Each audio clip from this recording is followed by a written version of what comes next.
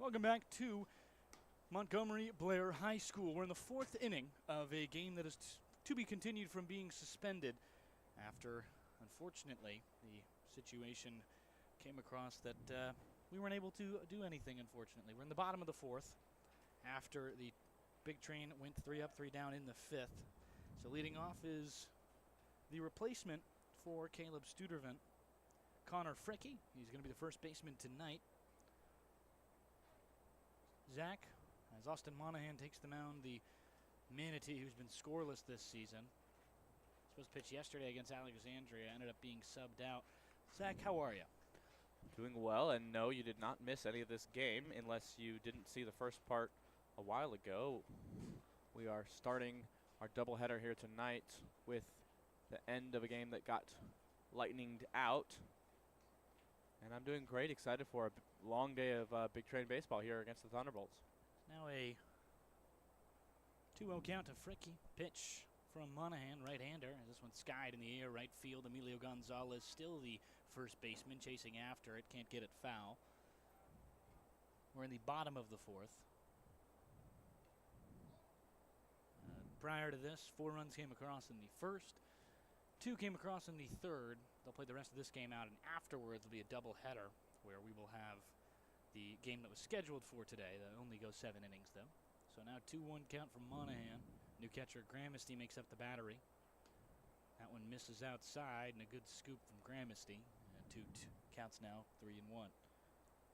Notably, the catcher who had played this game previously, Parker Corbin, was warming up and seeming to be suited up for the team today. So glad to see that he's seems to be recovering well from his laceration injury. Fricky takes the walk. It's his 15th of the year. He's towards the top of the league in OBP at 540.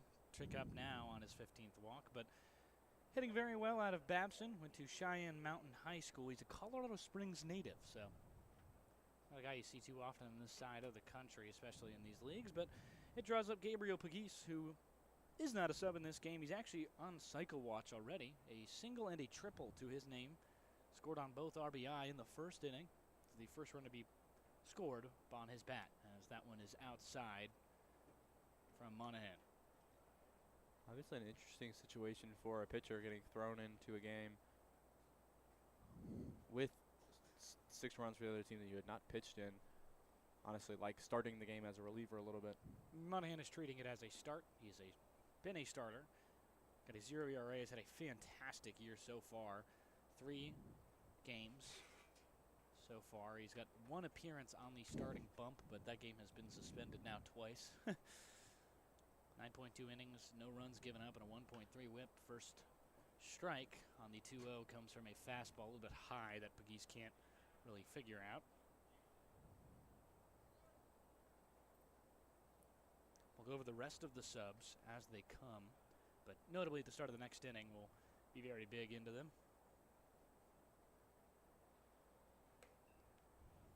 Strike in there, and now a 2-2 on the pitch of Monahan.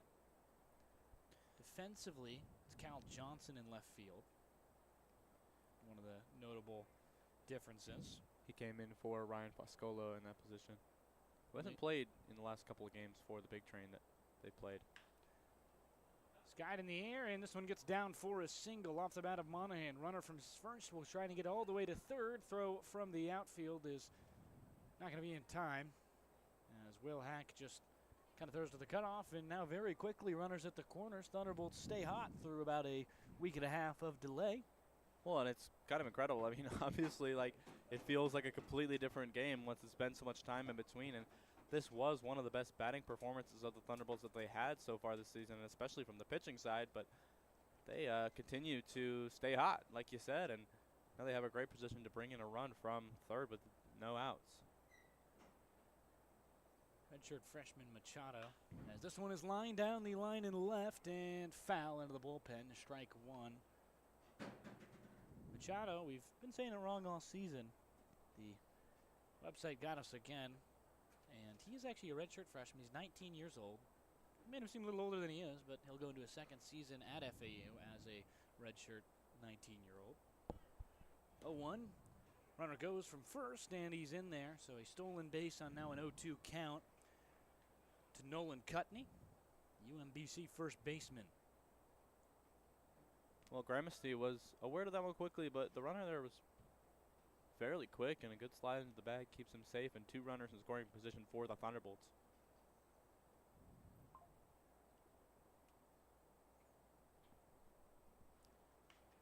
Foul back on the pitch from the righty Monahan. T-Bolts in their all whites, blue helmets, red numbers with a blue accent. And Big Train in their black aways. Got those black hats, gray pants with the green accents. 0-2 count. Righty Monahan trying to find his first out with 2 in scoring position. Big wave at that one, dropped third, and Gramercy's able to tag Cutney. So a strikeout as Monahan tries to navigate the jam with an out. Well, a good strikeout there, and aware play by Gramercy to make the tag in order to keep a runner from getting home on a dropped third. So Cameron Baker will come into this thing. Baker out of Frederick Community College, Boulder, Colorado native. Also played at IMG Academy. Been everywhere. So high school in Florida. That one misses outside. Monahan, a breaking pitch, can't get in there. Seeming to wave no at Gramercy. Looks like he's kind of struggling to place it right now. Baker is wearing a bright yellow arm sleeve on his right arm that has a Thunderbolt signal on it as well. Pretty cool. 1-0. It's a pretty popular brand that aligns pretty well. Yeah.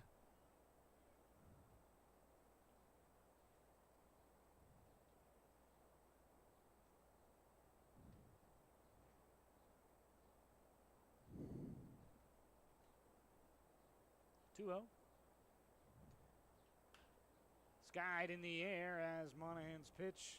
Hitters count. He gets a nice pop-up over to the first base side, and Gonzalez comes down with the second out of the inning.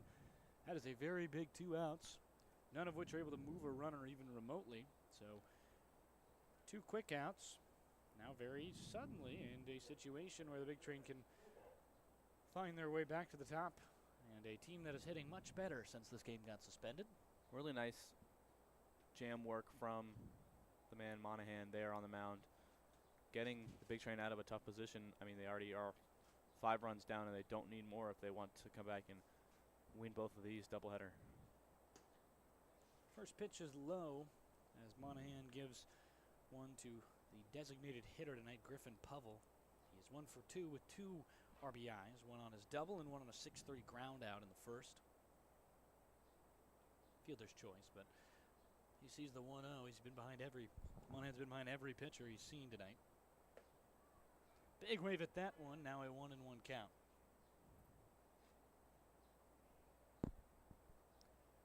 Altogether, trying to find more and more on the offensive side was Bethesda when this game started. So interesting to see when they go back to the top what they can do, but pretty notably they've hit a lot better as of late, as that one is in there. Good breaking pitch. Monahan seems to finally have found that curveball. Povell now in a 1-2 hole. That's a great pitch, and it finds the part of the zone where with the pitcher who walked and gave up a hit to his first 2 guys you don't want to swing at, but does find the zone and gets the batter behind in the count. 1-2. Monahan delivers, and it's a low fastball. It's a good save by Gramercy to prevent the runner to come home. Also pretty notable, guys 7 and 8 hole here are Gibbs, or 6 and 7 hole are Gibbs and Povell. As those 2 have hit very, very well and have moved up in the lineup since, but obviously still down in it. 2-2. Half swing, but he didn't go. Call the pitch just outside.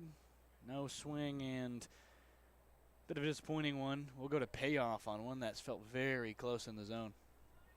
Yeah, that's a good ball there, and just about did enough to pull back his bat to not have a swing on that one and keep himself alive for the full count here. Povell trying to avoid a strikeout, only hitting .222 on the year. 3-2. Pitch just outside. No, they'll call it strike 3. It's a front door curveball that just escapes as it goes through the front portion of the plate. gets out before it hits the back.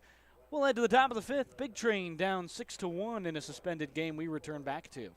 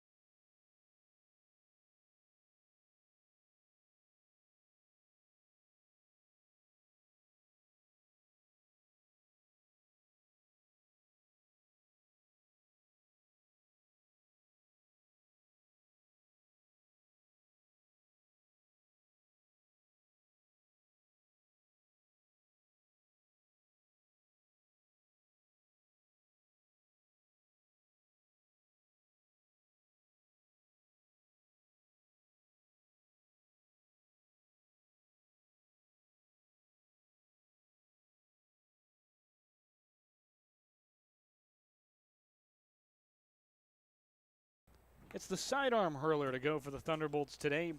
Brady Grimes started this game a week and a half ago, only gave up 4 hits, 1 run, and struck out 1 and walked 1 as well in his appearance. But Calabrese already shut down these Big Train. Been a very good arm. Tough to hit from that right side portion, and had 2 no-run innings in the 27-13 ball game when it was still a normal ball game towards the start. Yeah, Calabrese coming in now. He's played in 3 games for the Thunderbolts. His ERA is at 5, so not a bad return from him so far. 9 strikeouts, the strikeout per inning for him so far for the Frederick Community College guy for the Thunderbolts here. So after Povell strikes out looking, it'll be the likes of Cal Johnson to lead things off. Switch hitter will replace Ryan Foscolo in this lineup, who ended his day 1 for 1 a week and a half ago. I'll mind. If you're just tuning in again, just starting work here as the suspended game ends. Johnson from the left side, as Calabrese is a sidearm righty. All of his damage this year for Calabrese has been really on the walks. Has not given up too many hits. He's got a tough arm slot. 1-0. It's a good breaking ball just outside. Well, Cal Johnson is the hot bat for the Big Train. He's riding high after, on Father's Day, Sunday, hit the walk-off home run to win it. Yeah, big right side home run from the left side of the plate. Strike 1 in there to Johnson. The first one over the field over the fence at Shirley Povich on the right side. Pitch again from Studervant in there. So 6-1 the score, 2-1 the count to 2-2 now. Here comes the sidearm righty as Johnson's way behind a fastball. Couldn't get a good look. That one's stinging off the bat just a little bit where he made contact with the ball. Now the 2-2, they'll dance on it again. Kai Schmelzer making up the battery. Caught looking. It's a good frame from Schmelzer, and Johnson goes down looking. So top of the fifth, not starting how the Big Train had envisioned it as they try and come back into this game. TJ Gramesty taking at bat at the lowest part of this order, replacing Parker Corbin, who has since suffered a laceration on his finger. That's 2 strikeouts here. We've seen 1 for each team, and both of them, the player not really happy with the umpire's call on both of those. That one, Cal Johnson felt was low. It's called a strike there.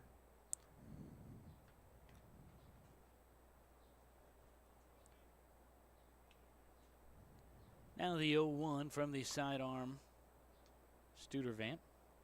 Misses outside, 1-1 to Julius Bonaris. Comes to the plate. Or excuse me, to TJ Gramesty, who comes to the plate. Bonaris on deck. Little sawed-off grounder. Kind of got it off the edge of the bat, and it goes foul 1-2. You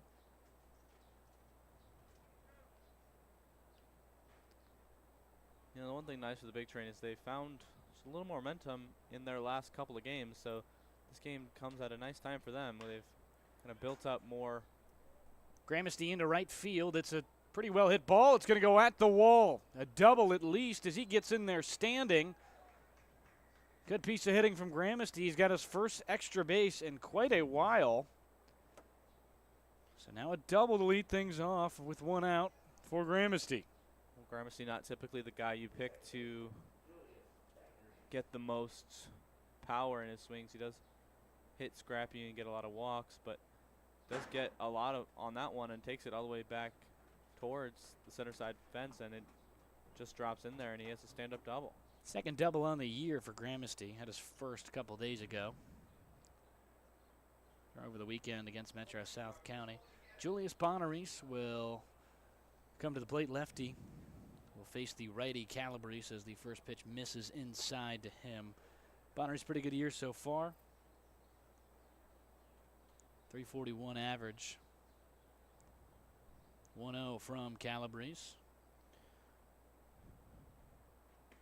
Inside again, and a 2-0 count. Bonaris has been so solid for this Big Train this season, has really done his work in the ways he needs to for the team to win, whether that's walking, getting on base, or when he needs to and can be the guy to step up and make a hit. That one in there, it's a good fastball in the inside corner.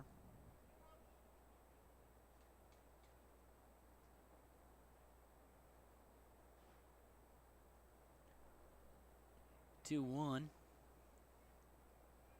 As Bonaris trying to drive in the runner who just doubled TJ Gramesty at second.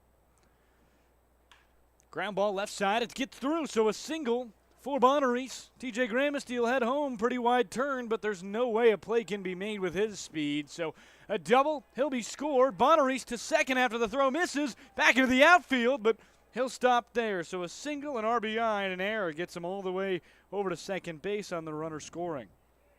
Big Train only take one inning to make this one just a little bit closer. Bonaris, a good base hit and a couple of fielding errors means he gets over to second, and easily TJ Gramesty jogs across the plate. Designated hitter Brennan Wright will come into things. 0 for 1 on the day. He walked and scored. Keep in mind Bonaris, by the way, who's on, struck out in the first. Second, he doubled in the game that was stopped 2 weeks ago. First pitch to Wright is in there. It's a good fastball. Looks more like a sinker from a sidearm arm slot. That is a difficult one to hit. Yeah, and as that ball moves towards the zone, it also drops, and so it's a hard look for a batter. 0-1, so it's moving to the batter, and if you're on the left side, it's moving towards you and down. So it often looks more like a curveball from a righty arm slot sometimes, but not too bad. Does have to be careful to the pitcher here, Calabrese, to not leave one hanging over the zone, or else could really get taken care of. 1-1. This one is hit pretty bloop territory into left. The left fielder able to make a play. That's Baker. Defensively, they line up, by the way. Baker, Studervant, and Pagis in left, right, center, and right. Gibbs and Acosta make up the middle. Camacho Jr. with Fricky at first now on the sub, as Schmelzer will go behind the plate. So Fricky, the only sub from where this game picked out, as Brennan Wright flies out to left, and it brings up Logan Panett, who was playing left 2 weeks ago at this stadium. Has played left as well on Father's Day. It's his only 2 appearances in the outfield for the utility infielder.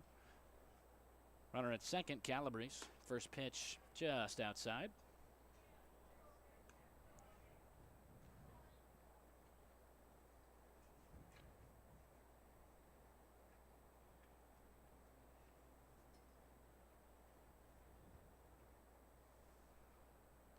One-0 count. That one outside, and runner goes Bonaris. He'll be in there without an attempt from the man behind the dish, Schmelzer. So another stolen base for Bonaris. That should be the team lead. We'll be at 8.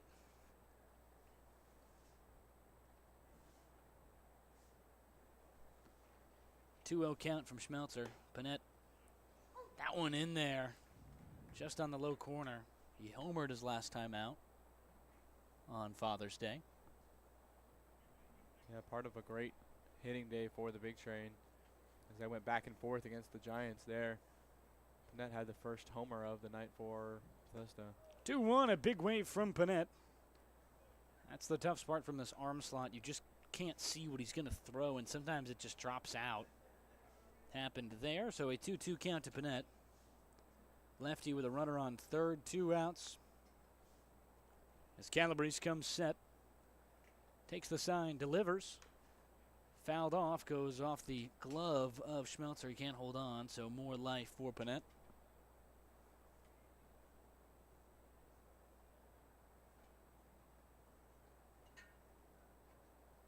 Playing third tonight, or today, it's still the afternoon, 4:50. I don't think the evening starts until 6. I would argue maybe 5:30 is evening-ish. Almost the evening.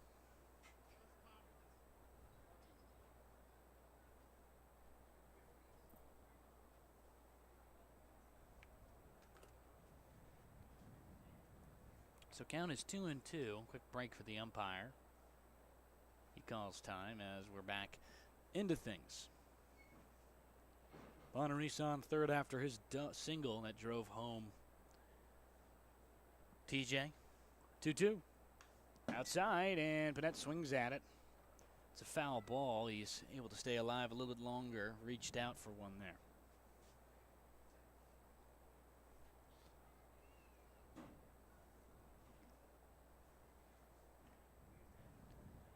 Bethesda 9-7, playing the bottom of their division, 4-12. Thunderbolts as Panett pops this one up on the infield. Camacho Jr., the man under it at third.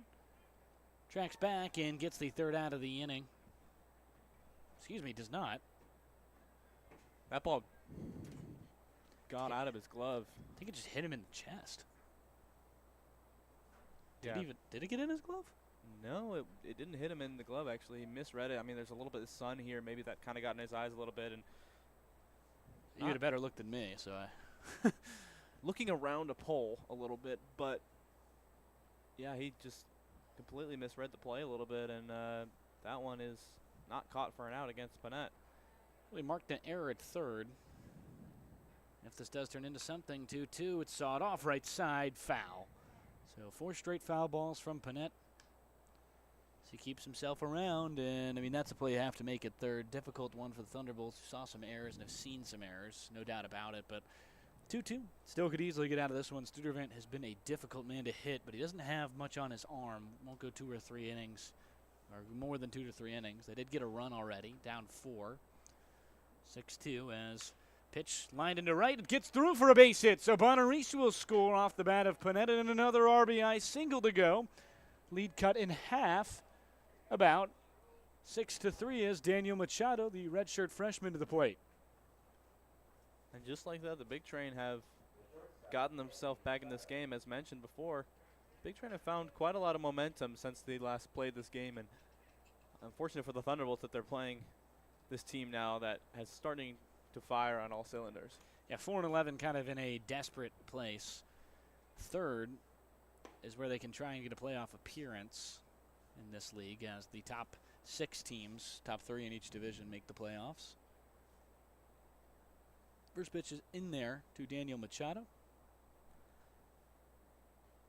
Comes the 0-1 to the Florida native. That one outside, or just in there. Strike 2. It's now quickly into an 0-2 hole. Machado hitting well as of late. 259 average to a 375 OBP. 14 RBIs, ties for the league team lead, as throw back to first doesn't get Panett. He has already won in this game as well, too, technically. He's 1 for 2 with an RBI single.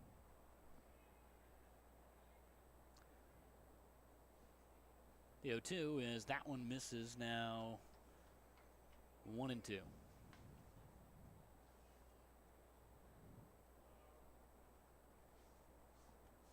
Runner on first is Panett. Drove a single home after TJ doubled, and Bonnery drove one home himself.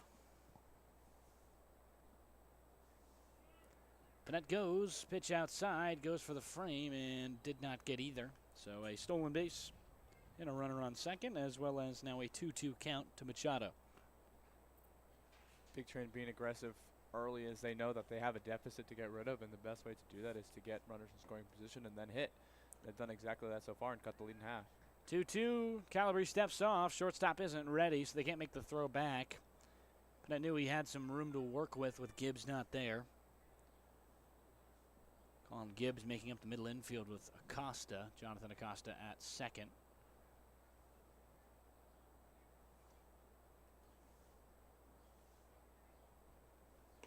That one just outside again, same pitch as the previous one, and now a full count. Payoff pitch to Machado, found himself to an 0-2 hole early, has fought back. Good to payoff. It's from Machado as he now awaits the full count pitch. 3-2, 2 outs. Here comes the sidearm Calabrese. Ground ball right side collected by the second baseman Acosta, and that will end this the frame, and the threat, as I try and combine both words, but don't fret, my friend. As we head to the bottom of the fifth, Big Train scored 2 runs on 3 hits, and we'll be right back on the Big Train Baseball Network.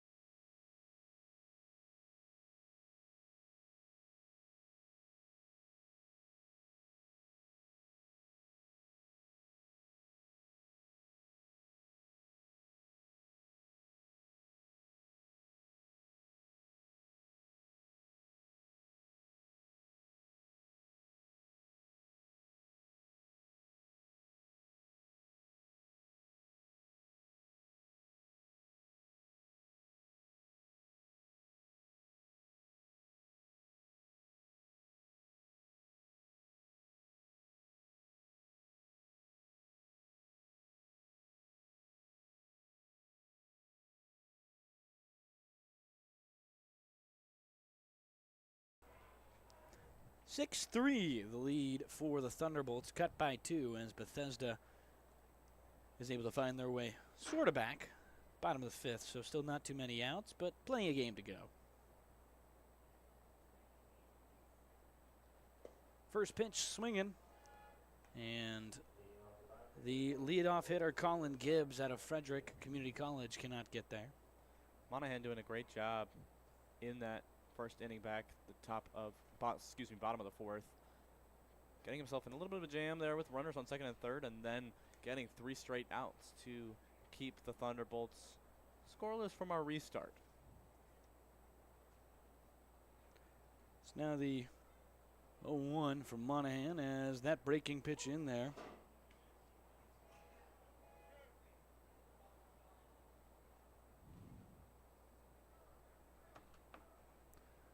It's now the 1-1 as Monahan tries to deal with more and more batters. Definitely been out of the zone a little bit more. Walks have been a bit of a problem. Walked 2. So a 2-2 count to Gibbs. No relation to Ty. 2-2 outside and a full count now as he tries to avoid walking the leadoff man again like he did in the fourth.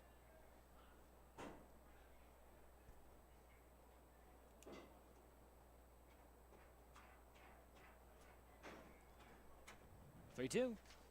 High, and it's off the...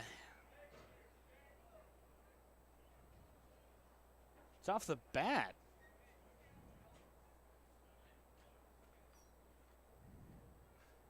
As it looks like it may have hit the helmet. They'll call the umps for help as Thunderbolts manager was not too happy with that. Looks like the kind of a sawed, or where you would saw a ball off on the higher part of the handle. Trying to tell where they think that one hit him. If it did,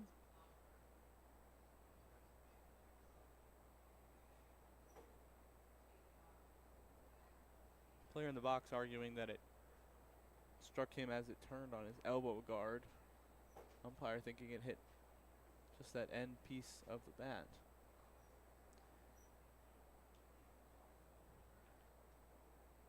they're going to say it hit the bat.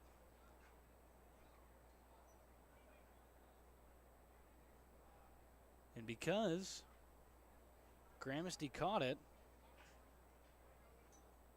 oh, they're saying he intentionally leaned into it. So he's automatically out.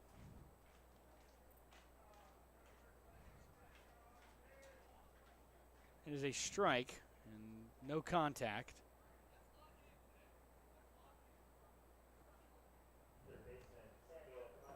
That's one of the more weird calls I've seen. So a strike 3 looking on Gibbs, who supposedly his movement led to him getting hit, which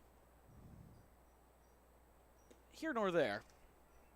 Yeah, I mean, maybe the umpire's seeing maybe a little bit of a kind of chicken wing moment of him kind of putting his arm up in an unnatural position to kind of gain a little bit of a bigger frame to get hit by that pitch, but definitely an interesting call. So third baseman Sam Camacho Jr. comes in, now in an 0-2 count, swung at one, watched one go by. Monahan trying to get a second strikeout of the inning on the 0-2 now. Big waist pitch fastball, doesn't get anywhere close. Gramsty let it skip by, and very quickly, 1-2 count. They are trying to find the foul ball that has bounced between 3 people's feet. Well, Gramsty looked at the batter on deck and then turned away and he tossed it. A little miscommunication, but. So 1-2. Monahan, good breaking ball, left side ground ball, but it's foul.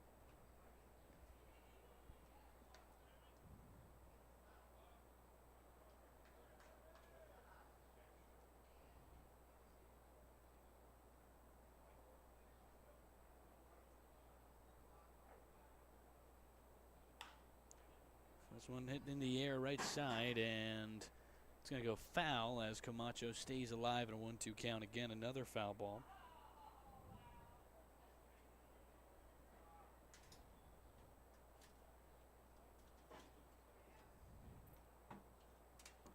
Monahan again.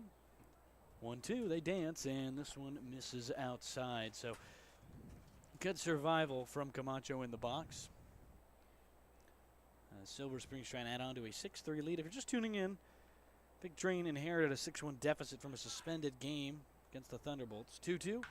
Fastball is driven into left by Camacho Jr. Foul.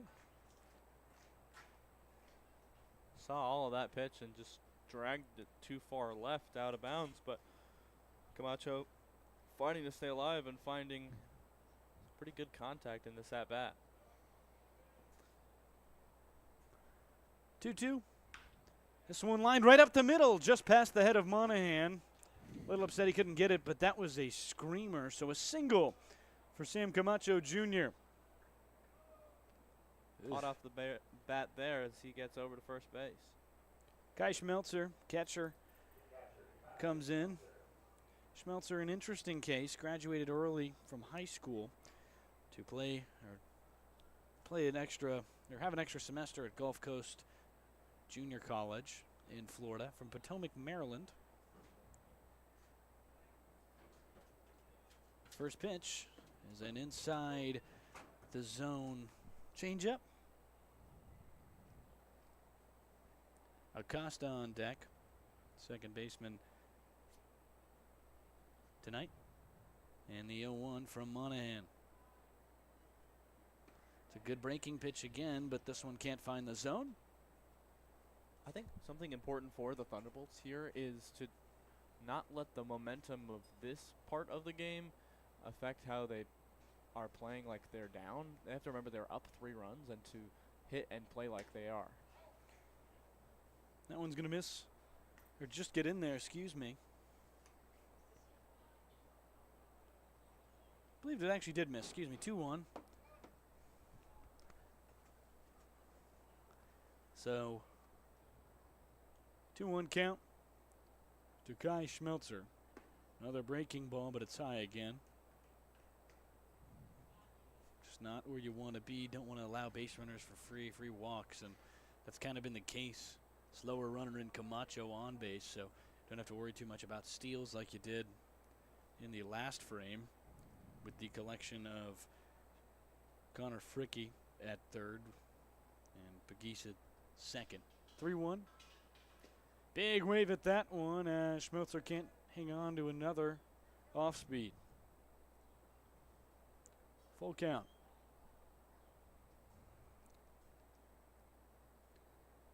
Trying to keep his scoreless streak alive. Monahan with a runner on first. Pitch. Saw it off backwards.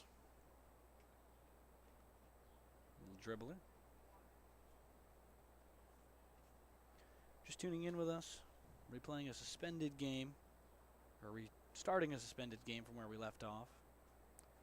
It was 6-1. Big Train. Losing. That one just high, and he'll administer a free pass to the tail end of the lineup. Kai Schmelzer, as Jonathan Acosta has hit this ball very well this season. Comes to the plate, not the kind of guy you want to give it to, but you remember Acosta and his role in opening day. Absolutely, Acosta hit very well against the Big Train. And they came to play at Shirley Povich in that opener. Had 2 hits, an RBI, but also 2 errors. Let the Big Train back into the game for their eventual comeback. Walk-off from Emilio Gonzalez as first pitch is in there. Acosta has yet to have an error after that point. Good season so far, 314, 419, 333 slash. 0-1. North Florida product. So the Osprey takes ball 1 on a low fastball from Monahan, who's got less control than he's had so far this season. Very key left-handed bat, as he's the only lefty on the entire team, at least hitting.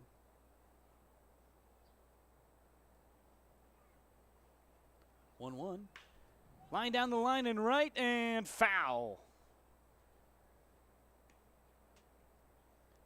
Monahan has to be careful here. He has showed a good amount of the ball to Acosta, who knows that he's capable of getting a solid base hit, and 2 runners on right now for the Thunderbolts. So you don't want this one to get in the territory where it creeps away from you, because you still have 3 runs to come back to make it an even game. 1-2. Acosta with 2 runners on, single and a walk, as Monahan steps off, throws it to Machado at short. Redshirt freshman we made a brief correction on. He's actually graduated in 25, so he's only 19.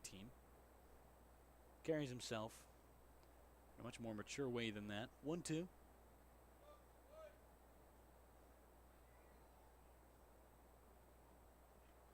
Just outside again, and now a 2-2 count to Jonathan Acosta. Pretty rough year in college. Through 23 games, only had 3 hits for North Florida. 2-2. The Miami, Florida native hits this one on the ground to right, but foul.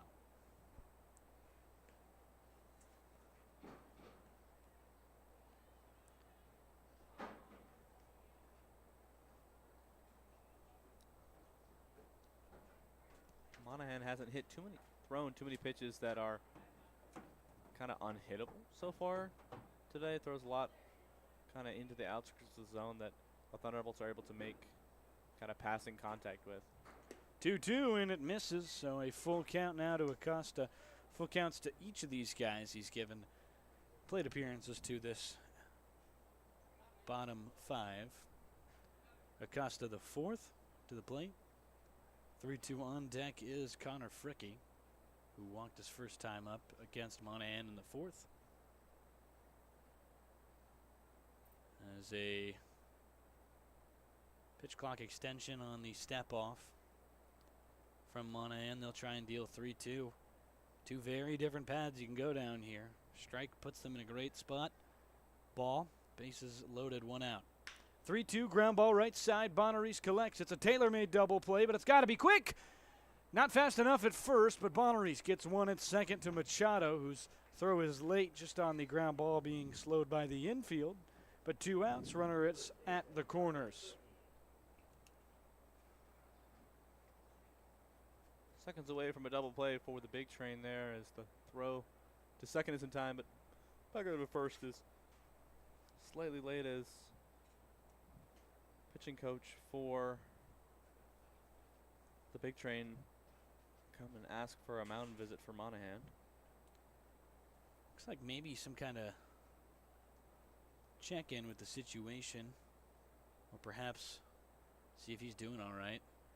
He's got something with his right leg, it appears.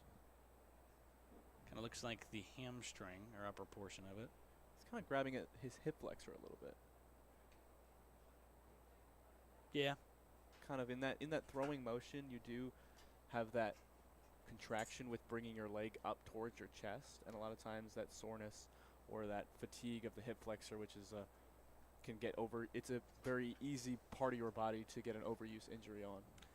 Yeah, to be honest, I don't know where the hip flexor starts and the hamstring ends. So that could totally be the case. I think the hip flexor is more on the inside of the hamstrings on the back side of the leg. Well, yeah, but they certainly connect. And the flexor is definitely more on the front. It kind of depends on where the hip flexor starts and the hamstring ends and the quad starts, I guess, is also important.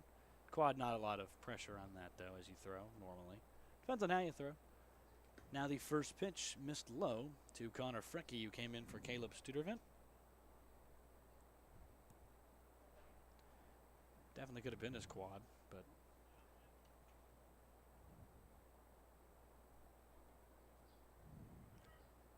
pitch in and a strike, runner goes. TJ Graham missed a pump fake as tries to get Camacho fooled at third, but Camacho wouldn't have run either way.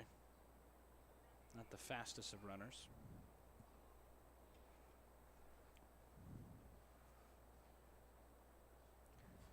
I think Camacho would have gone either way.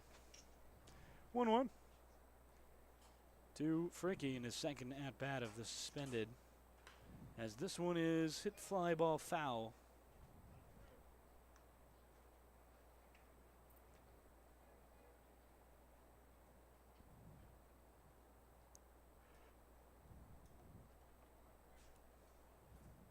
Monahan trying to get out of a jam now with runners on third and second again. 1-2.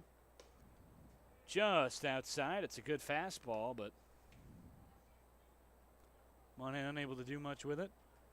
Man warming in the pen.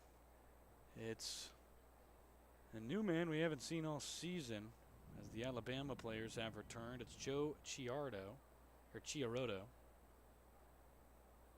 As the 2-2 misses, he is a right-handed pitcher who pitched actually 4 innings for Alabama last season. Edwardsville, Illinois native, which is where Southern Illinois is, where Tristan Peters, White Sox center fielder, played his college ball. So 3-2 now, full count, payoff pitch, runners at second and third, and this one missed low, so bases loaded, 2 outs, and Fricke is on with Pegues to the plate. You wonder if Monahan is just a little bit uncomfortable on the mound now. That injury, and sometimes that really can throw off your rhythm as a pitcher when you just have a nagging pain somewhere, or just your routine doesn't feel quite right, and so that pitch just misses in the dirt. Chiarotto will be the man called as Monahan's day is over. We'll be right back on the Big Train Baseball Network. New arm is the Edwardsville native Joe Chiarotto, out of Alabama.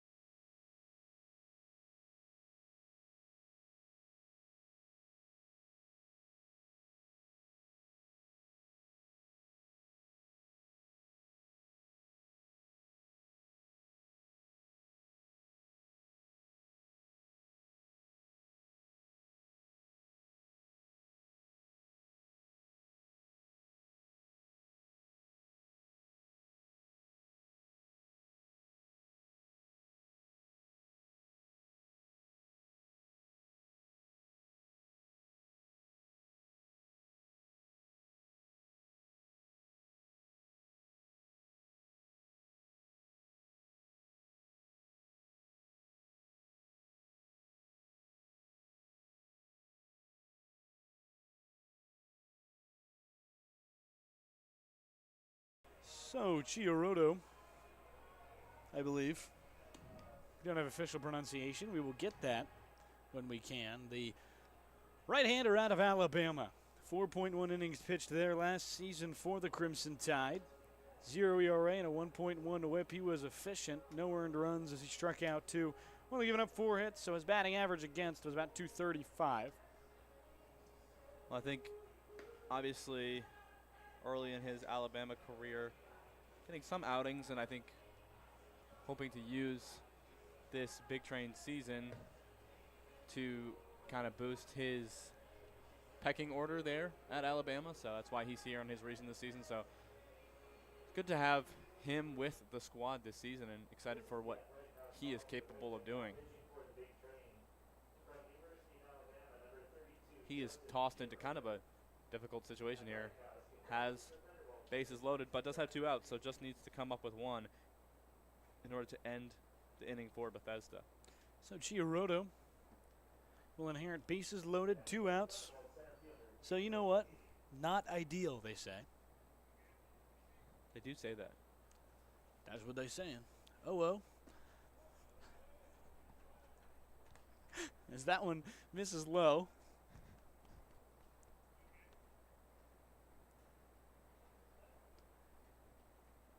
1-0 count.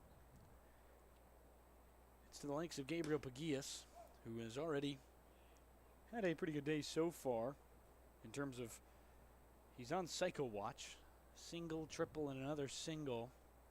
He was eventually stranded in the 4th. Chioroto, all runs on would be earned to Monahan, who's not given up any yet. 2-0 and a hard fastball that just misses inside. Struggling a little bit here to find the zone for Chioroto. Number 2 outfielder and 9th best player in Illinois. Switched to being a pitcher, and you can see why there. Obviously you can't, because what are your eyes and ears today? The 5'11", 200-pound freshman throws gas as that fastball is in there. 3-1, just outside, and he misses.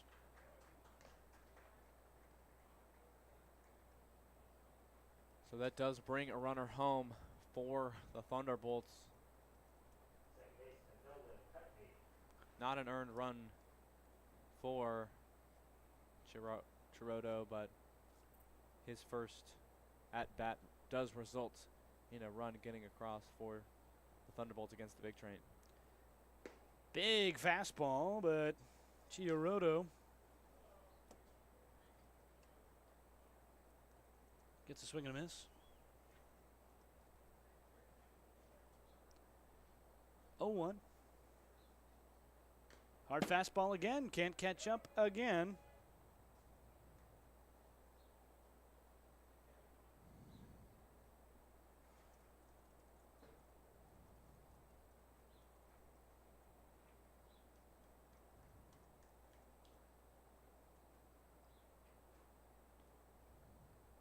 Curveball, and that one just outside.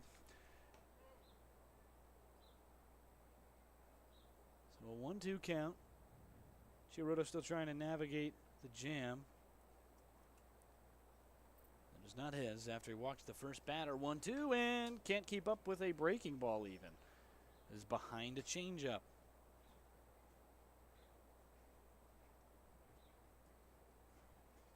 Chiroto looking to strike out his first batter.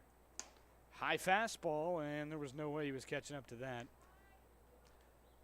We don't have TrackMan due to an error from the home side. 2-2 count. Breaking ball just out inside. So a full count now as Cutney has been just kind of hoping and waiting. That one doesn't hit the zone as that one just barely misses. So 3-2. Gotta imagine he's going for the fastball. He does inside, and he missed. Cutney to first on another walk and another RBI variety walk. Well, the Thunderbolts stay patient here in the box as they know they have a new pitcher here and trying to force him to be really aggressive and put one over the plate for them, and he's not quite able to do that, and the Thunderbolts start to stretch their lead again in this one, up 8-3 in the bottom of the fifth. Big wave at a fastball. Swing had barely started by the time it was in the glove. When you have to say when Chiroto hits the zone, he's hitting it with a lot of speed, and these batters are not really able to meet it. 0-1. Saws a fastball off.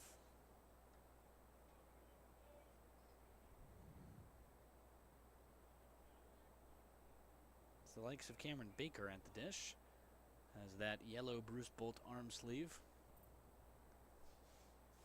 The 0-2 again. They try and deal through it. Fastball down the middle. Can't keep up. He's late on it.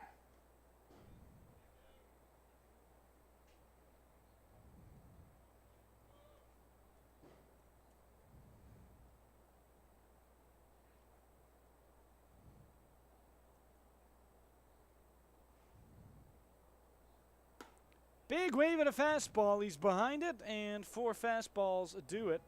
Cameron Baker is mowed down, and we'll be right back on the Big Train Baseball Network as 2 runs come on only 1 hit for Silver Spring-Takoma.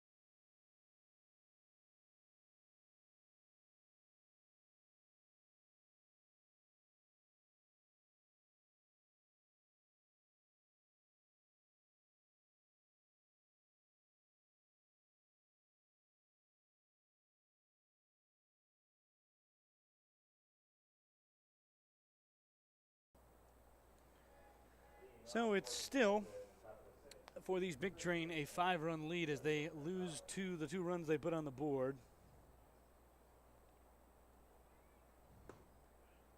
First pitch in there to Emilio Gonzalez, the big left-handed bat in the portal right now.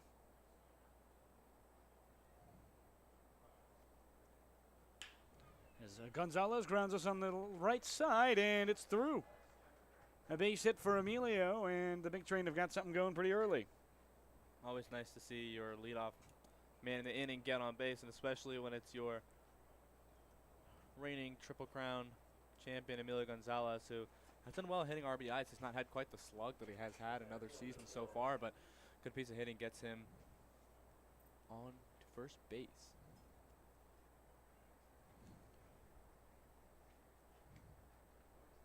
Still Studervant, the sidearm, as Hack stands in.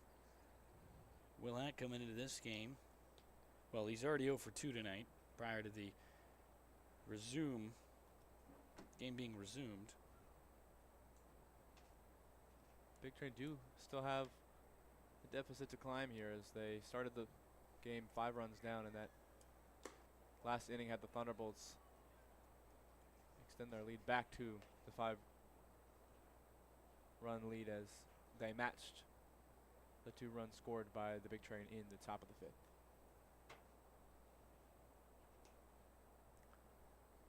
2-0 as the first 2 are missed to Hack. Hack watches strike 1. It's a low change. Good pitch.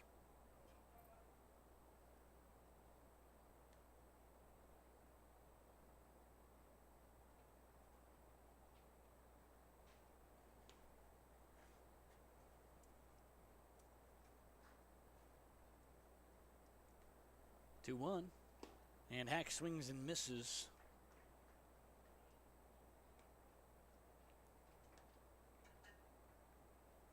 Close pitch, but can't really do much for Hack. Righties really struggle against Studervant. It's very hard to see from that right arm angle as it moves out and away every pitch, but you just don't know how much each is going. 2-2-2 as strike 3 looking, and Gonzalez another stolen base. So Gonzalez is able to get in there on a fairly good steal. Had some wheels under him, but Will Hack is caught looking. They pitched that, frankly, tough one to swing at. Yeah, it was, and it was in a part of the zone where you're just tentative and you don't really want to swing at it. So that brings up Zachary Malvazio. The bat of his has gotten far hotter than when he was in this game. 4 home runs this season ties the league lead.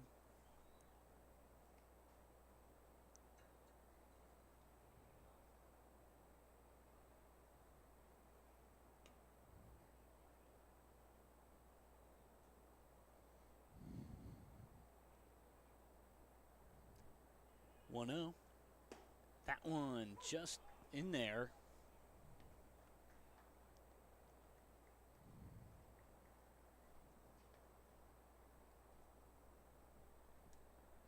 So 1-1. Earning the strike zone for Bethesda as Malvazio will watch one outside. Studervant getting into some real trouble this season through the walk. Has administered 7 as opposed to just 3 hits.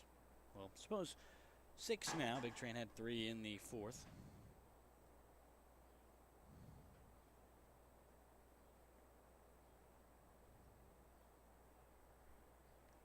Two one, and well hit down the line and left. It's foul. Fair if it would have left the ballpark by a mile. Would have ended up, I think, still ended up on the fire station's driveway. Good golly, he mashed that thing. Well, when this game began, it was kind of the first appearance for Malvazio, and he has been really hot since. 2-2. Watches strike 3 looking. It's a fantastic breaking ball from Studervant, and now 2 down in the 6th, both looking on strikeouts. He'll come to the mound as likely getting close to his pitch limit here. 2 great strikeouts. They'll talk about what to do against the batter, Cal Johnson, lefty. Wondering if his day is up, as they're probably just trying to give some extra time to the man in the pen if there is one coming. And no, just going to rehash the situation with a runner on second. Cal Johnson, the RBI threat. Up to the dish. Batting lefty, as he is a switch hitter.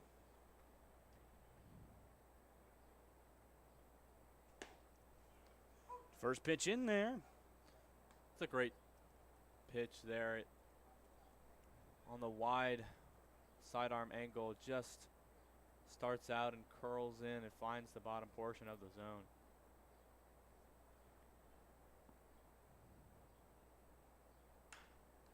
High fly ball into left. Trailing under it is the left fielder, and this one is gone. This one's out of here. Difficult angle for us, but it hits the netting, and Cal Johnson back-to-back homer games. And he brings in 2 more runs for Bethesda. Well, the man who hit a walk-off on Sunday brings another runner home via home run, and into beyond that left side fence, home run, and 2 more runs scored for the Big Train. So, pretty quickly, back into this thing again. 5-8 the lead for Silver Spring-Takoma as TJ Gramsty comes into that one. Apologies for the confusion. It's a difficult outfield to tell. There is a net right there, as after the incident relating to the fire department here, they put up netting around the field to prevent them from hitting it as often. But Cal Johnson leaves the yard. 5-8 the deficit now for Bethesda as they find 2. So a curveball just low to Gramsty, and the count is now 2-0. 2-1, excuse me, or 1-1.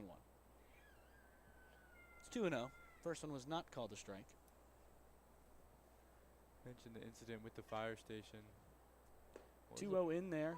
Strike 1. It was a pretty serious incident that had to involve an investigation, as well as some damage was done to this field by the fire department as kind of a retaliation for the amount of balls that went over the fence and damaged vehicles at the fire station.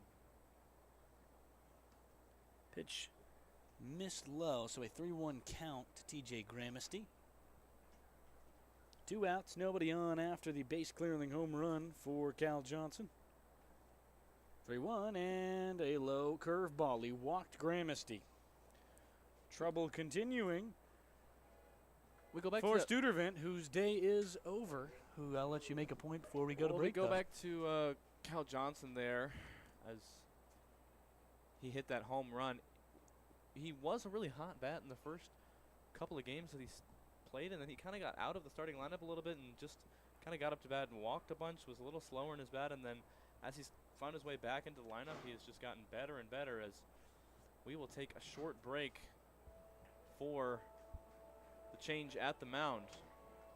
Big Train, 2 runs scored here, and the score is 8-5. Thunderbolts on top of the 6th.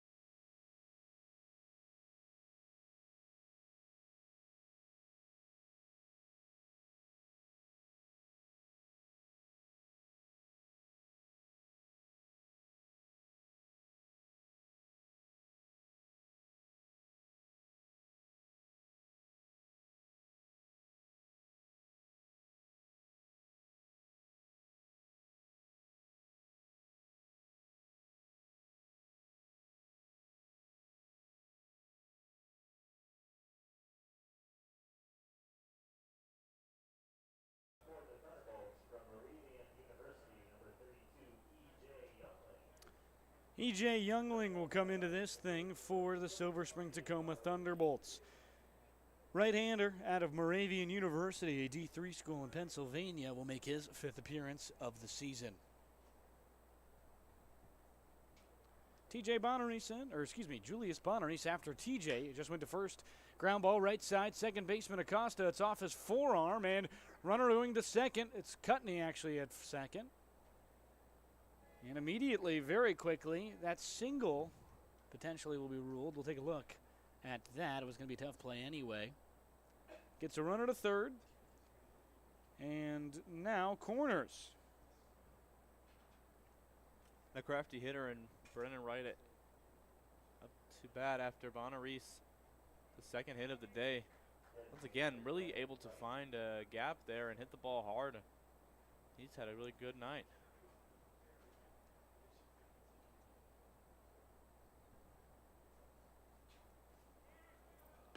First pitch, runner goes. Bonaris standing at second. Now his 9th stolen base on the season. And a stolen base in the last time he was on the bags, proving to be important as he was able to come home and score on that one. So 1-0. After that one misses to Brennan Wright. Inside, just narrowly missed him. And, you know, this is one of the more reliable arms out of the pen. It is, and on the batter side of things, we were chatting with Brennan Wright the other day, and he kind of talking about the mentality of this team, and now time to kind of turn it on and be the championship caliber team that they know that they can be. Scoop low, 3-0 count, in danger of bases loaded as E.J. Youngling cannot get things going. Had a tough year in 2026 at Moravian, barely played, gave up 17 runs in 2.2 innings. Silver Spring-Takoma last year also had a difficult one, so it's definitely had a great turnaround in 10 so far. 3-0 in there. It's a change up down Broadway.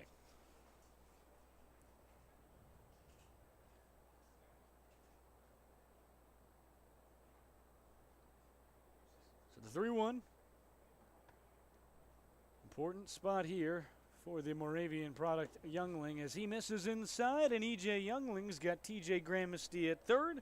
Second base, Julius Bonaris, and loading it over at first is another walk for Brennan Wright, who has got 2 F7s on the day and 2 walks. Scored on one of those walks. He'll try and score on this one. Got to bring up Logan Panett, who earned a single and RBI of the RBI variety off of Calabrese. First pitch to Panett. It's a good changeup, or curveball, excuse me. That goes 12-6. Strike one.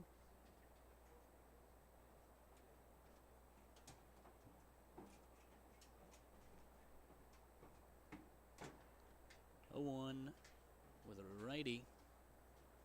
2-3 on to the righty in the dish. Panett throw low and won't get away from Schmelzer, but it's definitely a ball. That one right into the dirt there, and Schmelzer doing a good job getting behind it in order to stop any of the runners from getting through on a wild pitch.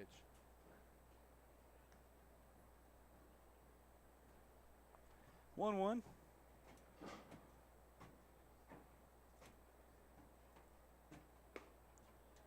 In there. Good pitch as they find themselves now down 1-2 in the box. Panett. Good single here, brings up Machado, who's been hitting well this season with runners in scoring position. Panett going for his second of the day. 1-2. Youngling delivers, and the ground ball left side over the head of Camacho into the outfield. One runner comes home. They don't see the shortstop getting the play, but Bonaris, good slide, but looks like he got under it, but no, he's out. Difficult play. Bonaris tagged home at the dish, so another run comes around. A 6-8 deficit for Bethesda as a run is plated, but Big Train only played that one as Bonaris gunned down at the plate on a very, very close play.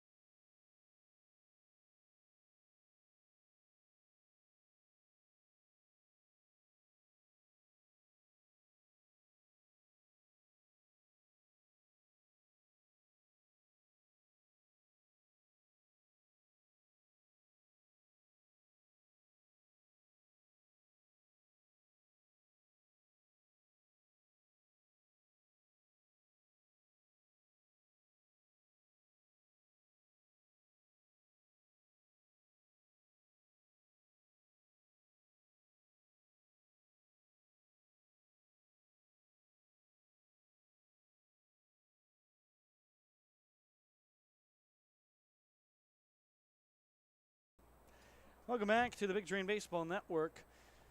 Joe Chiarotto, comes back into this thing. He is a right-hander out of Illinois, two-way player, theoretically, but does just fine on the mound and would be just fine staying there. Hangs low 90s. First pitch in there. It's a strike to Cameron Baker. Excuse me, not Cameron Baker. Cameron Baker struck. Whew, it's been a day. Cameron Baker struck out in the last inning as Griffin Povell now in. He struck out to end the inning prior to that looking.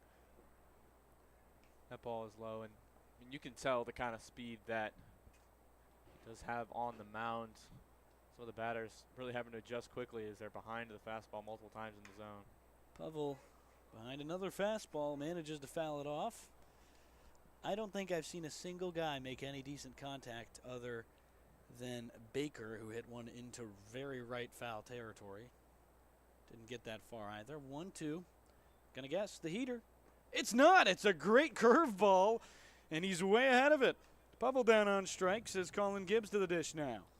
And that's the tricky thing about hitting with a pitcher that has that kind of velocity is you're really waiting for that fastball and getting ready for such a big swing, and then an off speed or a curveball like that can really throw you off in your movement, and then he just gets caught swinging at that one. Fastball. It's down Broadway, but once again, can't catch up to it. 90 is tough to hit for a lot of guys who haven't seen that as a often moniker, and Monahan only hangs about 86. So it's a big difference. Chiarotto, one of two Alabama Crimson Tide members, as 1-1. Misses to Gibbs. Had a College World Series appearance, made pretty deep into that thing, but did not win it. It was Oklahoma of the SEC. 1-1, low fastball.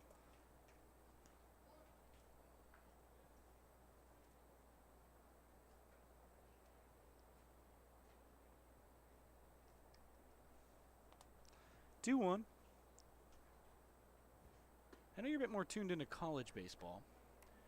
Do you have any opinions on the top three of the MLB draft this year, with Vaughn Lackey, the catcher out of Georgia Tech, Grady Emerson, the shortstop out of high school, and Rock Chalowski? As 3-1 is ripped into center. It's a good fastball, but didn't get far enough ahead of it, and he's out to center. Will Hack collected as Gibbs will bring up Camacho Jr., but the UCLA, I guess, Golden Spikes player, I think, winner, Rock Chalowski. Yeah, I watched a little bit of Chalowski play in some of the tournament games so far this season, and I think he is a player that will probably be in that 2 through 4 spot, obviously projected third, and really will just be quite an asset to whatever team is able to grab him. I think he's going to be an absolutely outstanding player. Fastball down low. Camacho doesn't even bother with it. Trying to see if maybe he can do 1-0 count. He won't. 0-1. That one outside and low. It's a good off speed. Off speed hangs around 88, 86. Fastball 90s, low 90s. I think some of these have looked like they're definitely crawling into that 93, 94 territory. But curveball's only 80, so it's a big drop-off. As 2-1 count, he misses on a fastball. Going to be careful of, obviously, that curveball, but then the off speed on it can definitely throw off batters as well. So you don't want to leave it hanging over the plate, but also can really throw people off. So 3-1 count, he misses again.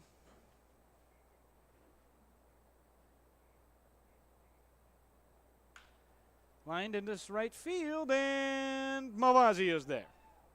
3-1, manages to get out of it anyway, and we'll be right back on the Big Train Baseball Network after a good appearance so far from the likes of Chiarotto. See what he does, see if he's done, see if anybody else comes in the pen after. But lead only 2 for these Thunderbolts as they try and defend it. Top 7.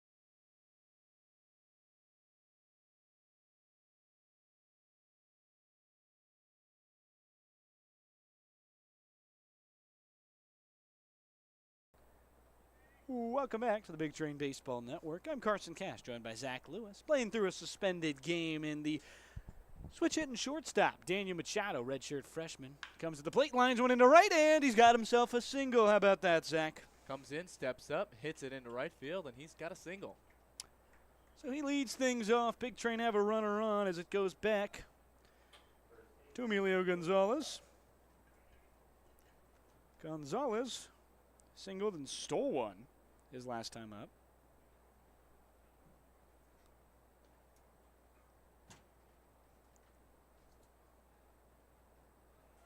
The Thunderbolts have done a really good job in this first portion of the game as Gonzalez hits that one up. At the wall, he leaps, gets it.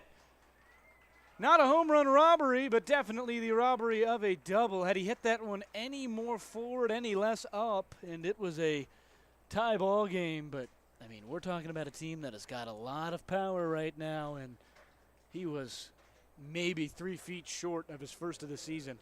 Yeah, I think quite a few people in the ballpark, myself included, thought that one was going to just drop over that fence in right, and it just comes up a little short and into the glove of the right fielder there. Unfortunate for Gonzalez.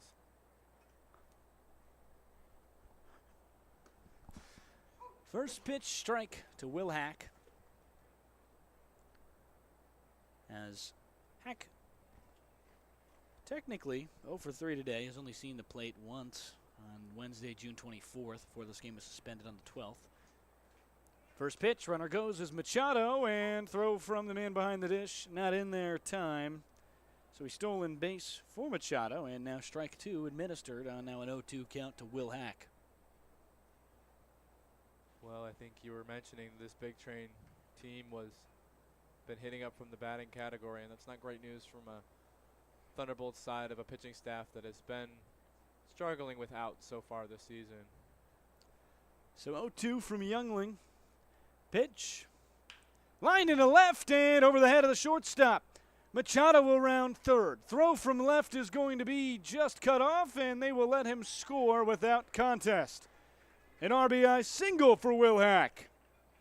And it's within 1 for the Big Train as Will Hack gets a good ball over the shortstop's head, drops into left field there.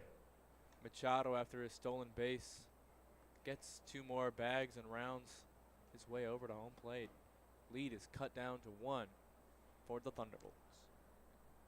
So Cal Johnson on deck. At the plate is Zachary Malvazio. Right guy in the situation when you're trying to find something there. High fastball from Youngling.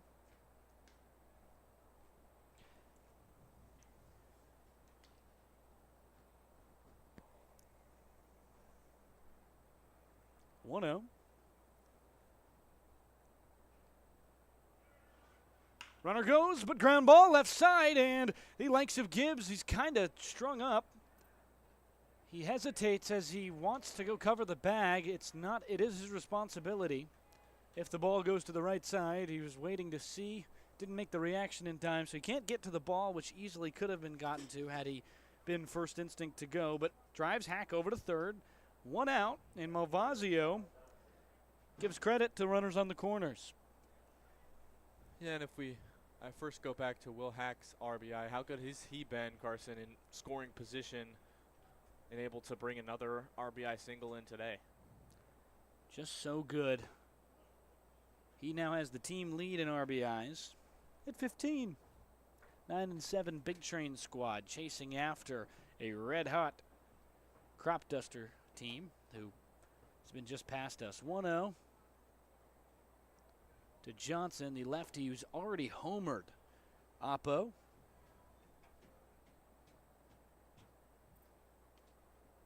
Crop Dusters 12-6. Big Train lost to them last time they saw them.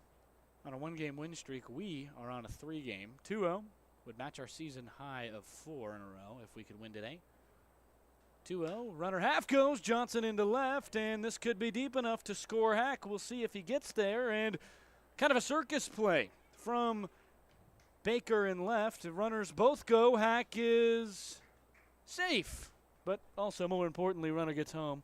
Throw is made it to second. I apologize for not clarifying that, but an RBI sac fly for Cal Johnson. Well, Hack comes home on that one. Malvasio over to second base.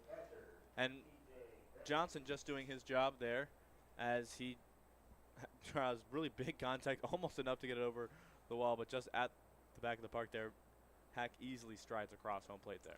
Yeah, sorry, I'm a little bit out of my element, it seems. Everybody looping in a whirl for me. Hack scores.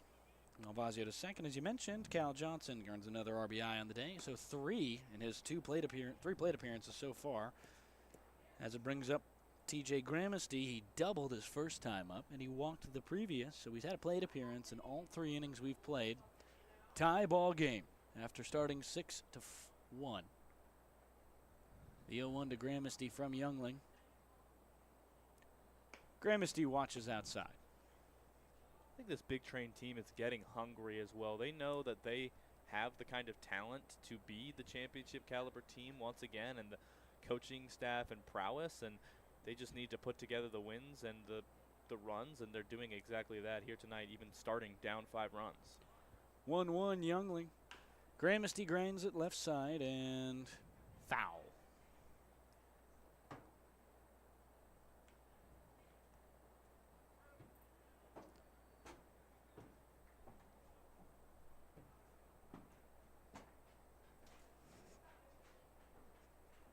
One-two count. Youngling trying to stop the bleeding. Serve as gauze for this lead, but they've lost already.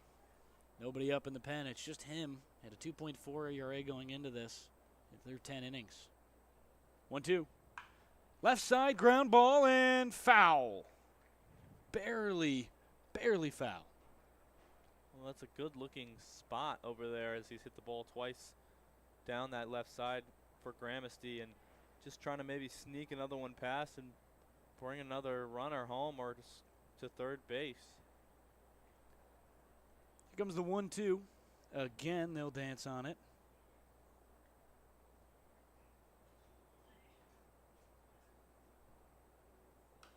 Foul backwards, and that one will be another one into the seats. If you haven't tuned into any broadcasts that we've done here at the Thunderbolts, we are broadcasting from underneath the bleachers. So if you hear any loud stomping sounds, that's probably what you're hearing. Is we are definitely underneath a lot of rowdiness in the ballpark tonight. 2-2, and that one misses.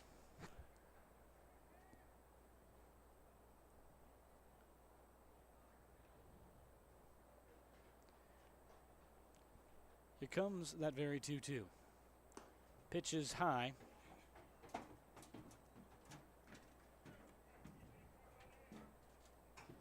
Well, Gramesty made contact on 3 straight pitches at 1 and 2, and now patient for the rest as the count moves to full for him.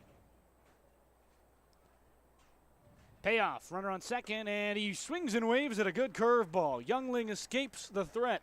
Will head to the bottom frame. Big Train Plate 2 and tie this ball game up as we stretch on the Big Train Baseball Network.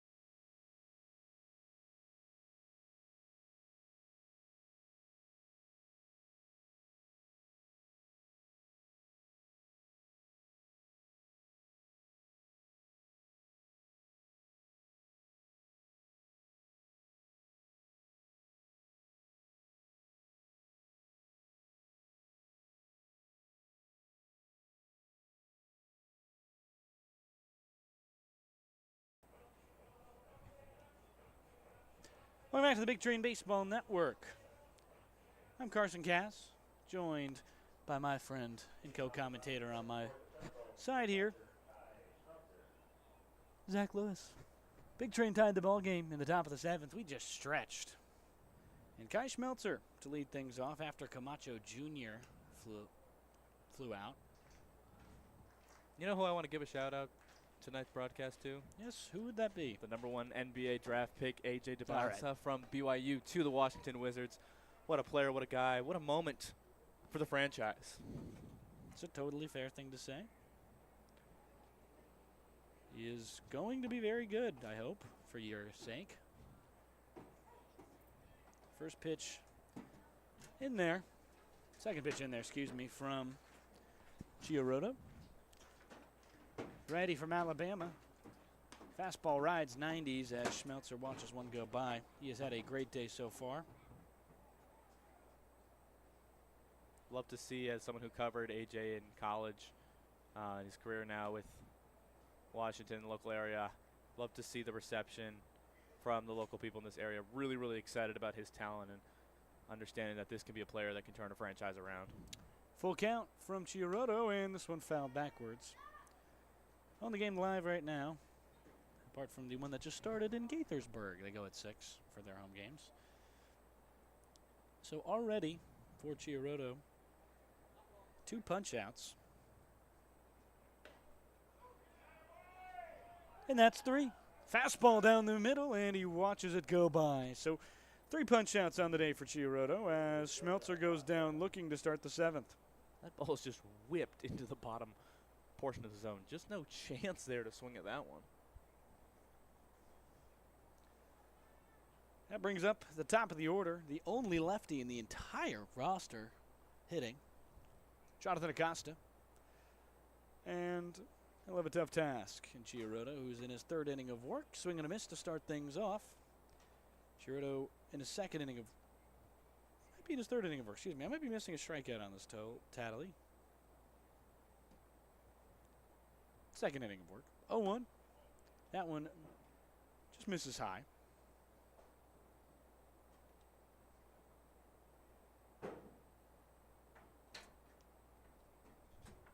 He's got 3 strikeouts. He replaced the likes of Monahan. 2-1 count now. Eye on Monahan as well. Having maybe a little problem with his upper leg, hip flexor, hamstring area. 2-2. Ball does get in for strike 2, and so maybe feeling a little uncomfortable in his routine, and so they decide to maybe pull him earlier than they would have in this game as he wasn't feeling 100%. 2-2 is missed very low and scoops up past TJ Gramesty. No runners on, so it's not a huge concern, but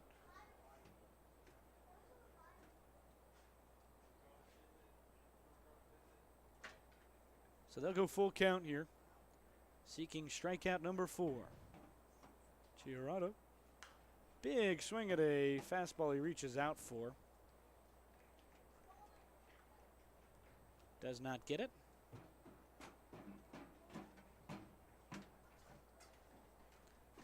You know, somebody just texted me. I've got a liter of water. And they said, I thought you had, they peeked in towards us. And they said, I thought you had a liter of milk. And that is not the case. It's not a gallon of milk. Anyway, pitch misses inside. So Acosta will walk. I have no gallon of milk, but on that topic, because it somehow is a segue.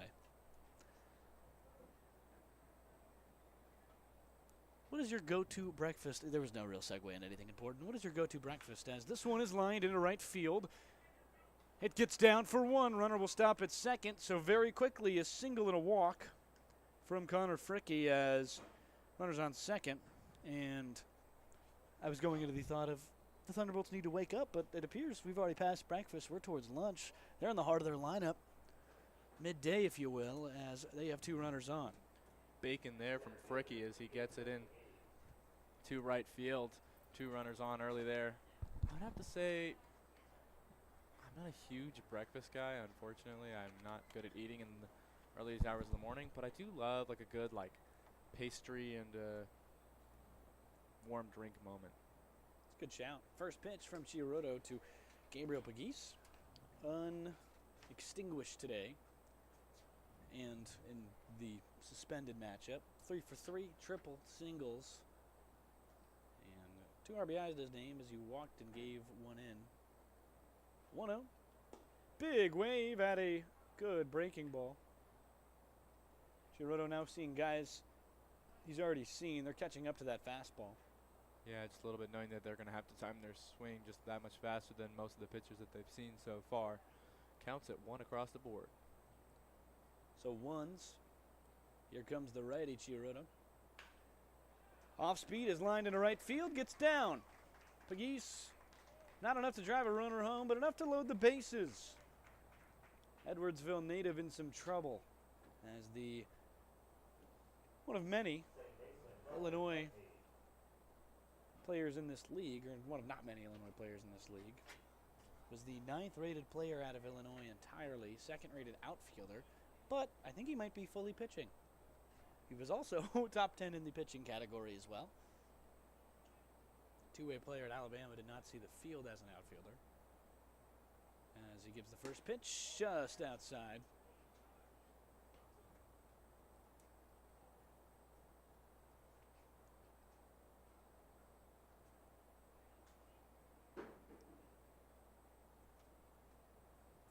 Bases loaded. Second pitch is low, and he did go. A half swing called strike. Fans can't believe it. No, and that one was just on the border, him pulling it back at the last second maybe, but just crept over the line a little bit there, says the first base umpire. 1-2 as it's fouled backwards into the seats.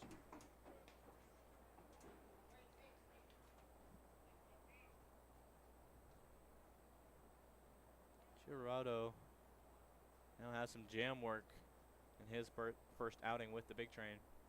Saw bases loaded, but all these would be earned, and a good fastball. Or good breaking ball. He makes him swing and miss at one.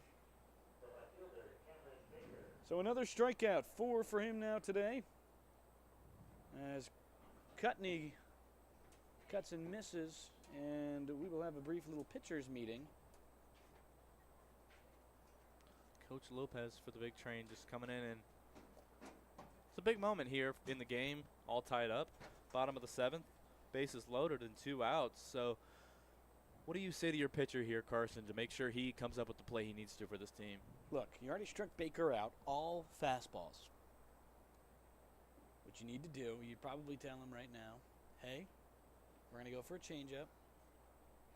This is going to be your last batter either way, probably for Chiaroto. Go for a changeup and then just see what happens from there. Give him a fastball, a changeup, and a curveball. We're likely going to see the first 3 pitches he can throw, or all 3 pitches he can throw immediately, telling him that he's okay. He just needs to hit the zone because the stuff is good enough to where if he's hitting the zone and it's not just down the middle, it's going to cause difficulty in the lower part of this order. The heart can handle it, as you saw with Pagis, but as you get lower and lower, guys like Baker just haven't seen this kind of stuff in their careers. As this one's fouled back to us, it's a fastball down Broadway, and he's late. Yeah, and that was an opportunity there for these Thunderbolts to get on and get runners through, but just behind the fastball as it was pretty much straight down the middle. Seeking for 5 strikeouts, warming up is the strikeout leader, arguably best pitcher in the league right now, Kaiser Smith. That is missed high, I presume. Not sure where that missed. 1-1.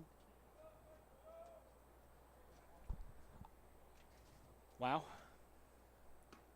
And missed that one, missed high again.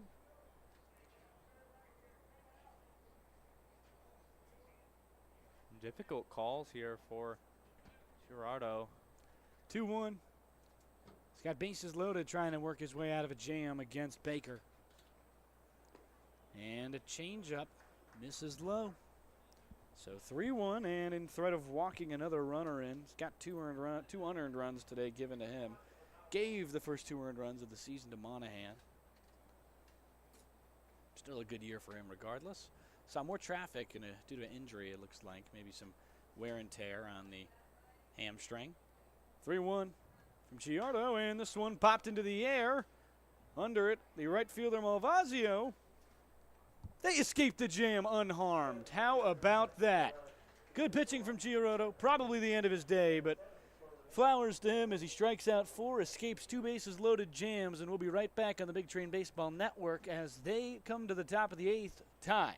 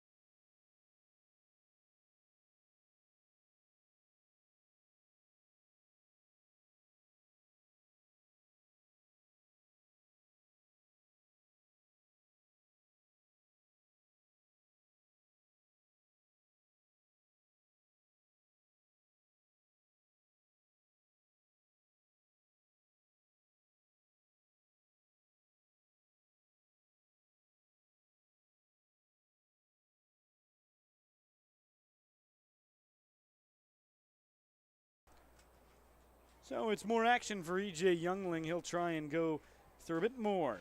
1.1 innings pitched to this point, now in his 2nd inning of work total. After Studervant went 1.2 while giving up 4 runs, he has given up 2. Thunderbolts in a bit of a precarious situation here as they definitely need to avoid any further damage by the Big Train if they want to continue their momentum to win this one. Leadoff lefty Bonaris up to the top of the 8th as that one misses 5-hole. Schmelzer unable to get there. Tween it through the legs as it bounces into the backstop, but nobody on for the Big Train.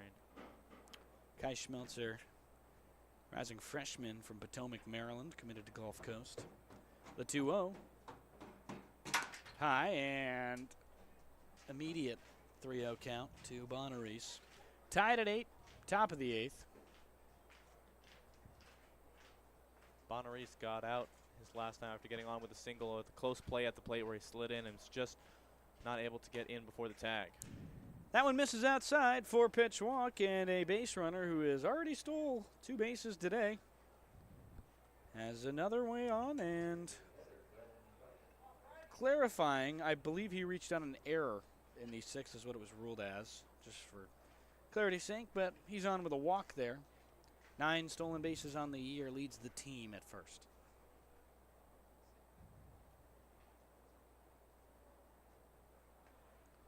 Brings up Brennan Wright, the other second baseman DHing tonight. Little check to Bonaris at first. Bonaris at first.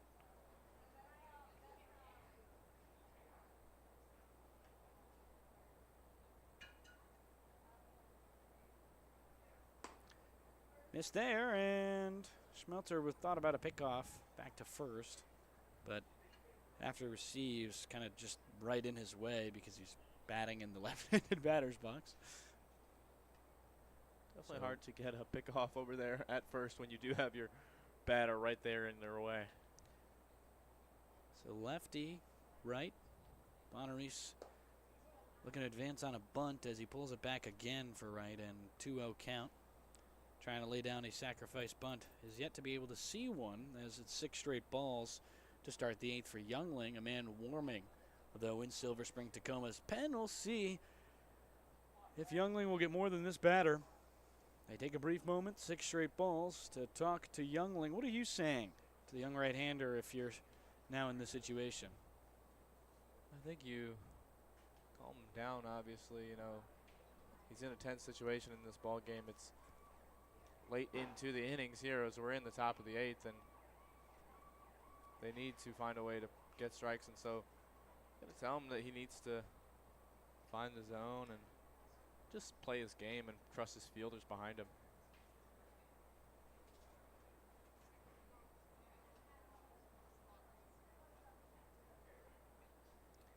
So 2-0.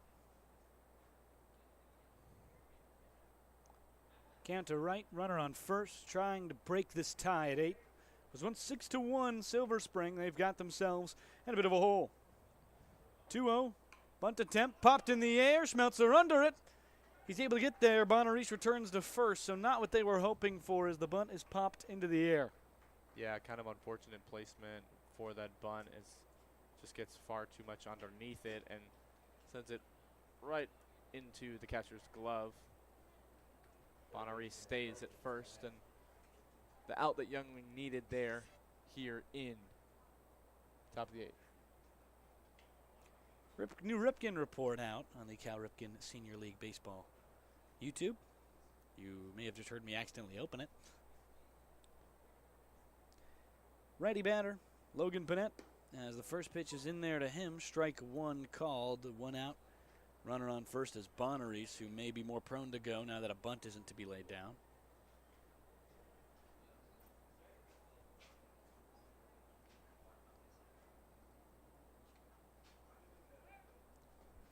Pickoff attempt, and can't get him.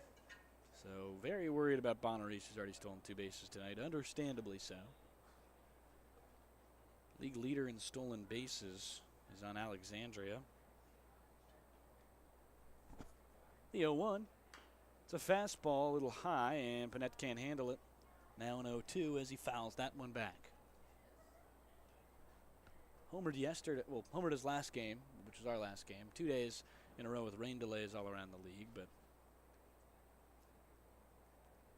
I had a couple storms in the DMV area roll through, and some lightning on Monday and lots of heavy rain on Tuesday made it hard to play baseball around here.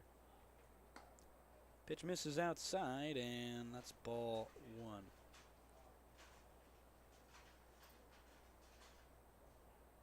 I believe the league leader of stolen bases is with Alexandria. I might be wrong about that. I'll check in on that. 1-2. This one line in the air to right. Another 2-strike hit for Logan Panett as Bonaris rounds 2, goes 3, and corners off of Panett's single. Well, Panett there. Really great hit. Kind of the right depth for a fielder to come and make the play, but it gets far enough to the right side line that it is not able to be collected by the right fielder for the Thunderbolts, and runners on the corners now for the big train. So Daniel Machado will come to the plate. He's 2 for 4 tonight. 2 singles, one of which of the RBI variety was the one run the big train had coming into the suspended game. Down 6-1, 8-8 tie. They have scored 7, Silver Spring only 2. Runners at the corners as that first pitch is in there for a ball. Youngling still on the mound, likely his last hitter if he concedes something. Thunderbolts have to realize that they're given an opportunity here. They've lost 5 runs on the day, but they still are in this ballgame. Youngling misses inside. He hit Machado. Bases loaded. Emilio Gonzalez to the plate, who nearly went yard his last time up, and that is a painful one for Machado, who just got hit right in the hips. Yeah, stinger there, and now a very dangerous situation for the Thunderbolts. We'll see how much longer they keep Youngling on the mound, especially with a hitter like Gonzalez up to bat. Someone else warming. I believe there actually may have been an injury of some kind. Or just making sure there isn't over there in the pen. Ground ball from Gonzalez, right side. It's foul. Looks like whoever was upset down and is now doing plyo. So might just be going Youngling all the way after he threw some. Maybe just keeping his arm hot after he did throw. 0-1. If it is, it's his last batter for sure. Gonzalez watches ball 2. Ball 1 on strike pitch 2. Cauley. 1-1 the count. Catcher will take a visit with Youngling here as he tries and calms down his young pitcher in a big situation in the ball game. No manager just yet, so after the pitching or the mound visit, there's one left on his tally as a pitcher before he can be replaced, or he will be replaced the next mound visit. 1-1, Emilio Gonzalez, bases loaded for the reigning Triple Crown winner. Ground ball right side and foul. That's how Gonzalez is hungry for this one. He knows he has an opportunity to blow this one open for the big train, and he wants to swing big at a pitch that gets left over. 1-2 count. Youngling trying to free himself from the jam. Lefty Gonzalez hits a fly ball into left field, and it will get down. Bonneries coming home. He's trailed by the likes of Panette. 2 runs will score, but caught in a pickle. Big Train have the lead at 10-8. Runner comes home. Machado play at the plate. He is out on the tag. Could not get there in time. Big Train plate 2 on Machado going out. So only that much, but the lead regardless for the first time tonight. Well, kind of a crazy turn of events there as Gonzalez hits that one back into the fence, and Gonzalez kind of gets stuck in a pickle there, and Machado trying to take advantage of that and get home, but they make the play at the plate for the out instead of at first base for Gonzalez. So Machado is out. Gonzalez gets to first base safely, and a run scores for the Big Train. So 10-8, high-scoring affair again against Silver Spring as this one misses low. Big Train have reached double-digit run totals in every game they have played against Silver Spring-Takoma. It's crazy. I mean, they definitely have the number of these pitchers here, and it's always an exciting matchup when these two teams play. Youngling came in today as the lowest ERA on the team at 2.4. Since not leaving with that title, unfortunately, he's given up now 5 runs. That one missed, or 4 runs actually. That one misses low. So 2-0 count to Will Hack, who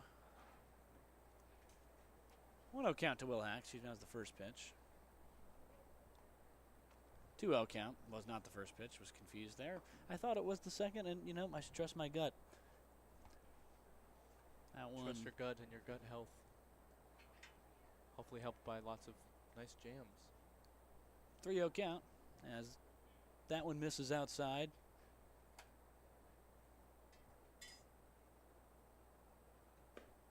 Fastball's in there, so finds himself a pitch that's good enough.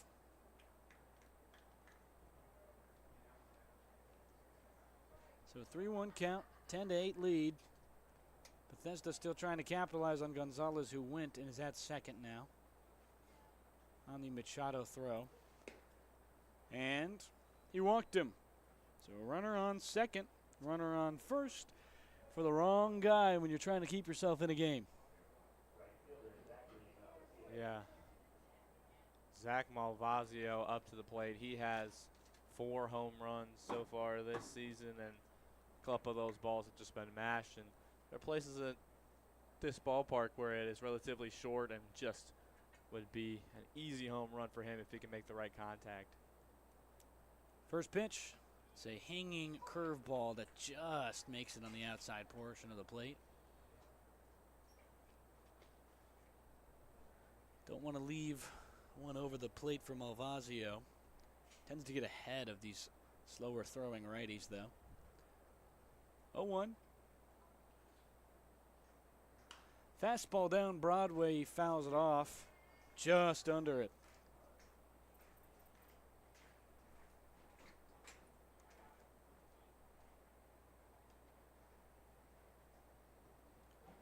Oh, 2 count very quickly for a guy who does not walk too often. He's 1 for 2 today in the suspended picked up game. 1 for 4 in the whole total game. 0-2. This one fouled back again, and Malvazio keeps himself alive. 2 of his home runs this season have come on 2 strike counts.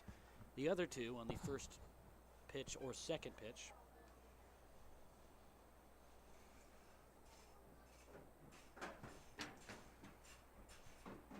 Struggles 0-2. Doesn't really like to force a walk. Tends to reach out. 0-2 count and a high changeup. Won't get anything, as we'll remind you we're under the bleachers here at Silver Spring-Takoma's Park, which is why you're hearing that, which I believe you are hearing, the very loud notes of people's feet. 1-2, Malvazio, righty out of University of Central Florida, trying to have his 5th home run, which would be league leading. And he waves at a fastball, chin level. That will end the threat. They strand 2, but serious damage done on Emilio Gonzalez's single, which scores 2. 10-8 lead. Big Train will go to the bottom of the 8th.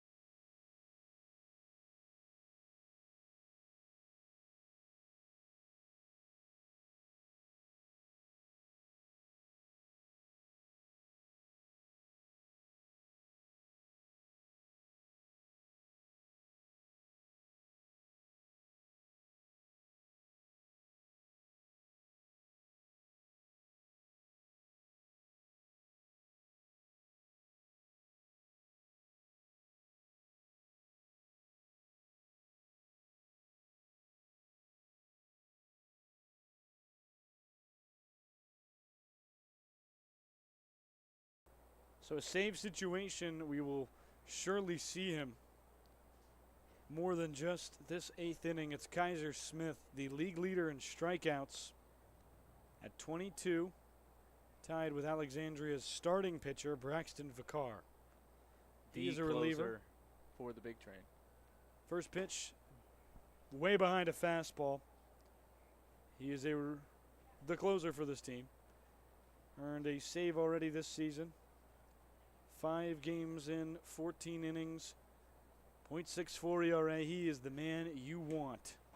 With bases loaded, with nobody on, he will find a way to typically get himself into a jam, and he will find a way to strike out the next 3 batters. He is a dangerous man and the right guy. Up 2, 1-1. It's a fantastic off speed that just misses somewhere. 2-1. Very close calls on these corners. 0-1. Big wave at a breaking ball, and now 2-2. On the 2-1, excuse me, was the pitch. So 2-2. Kaiser Smith to Griffin Povell. Misses again, and another strikeout. He is potent with his K-stuff. Swing and a miss for Povell as Cal Ripken Senior League strikeout leader is on the mound, Kaiser Smith, and he has just been flying so far this season. So unhittable. A singular earned run. Curveball in there to Colin Gibbs. Shortstop today is hitless. In the overall game, he's got a walk. So still hitless, but 0-1. It's outside. It's the same pitch, just moved maybe 5 inches to the right.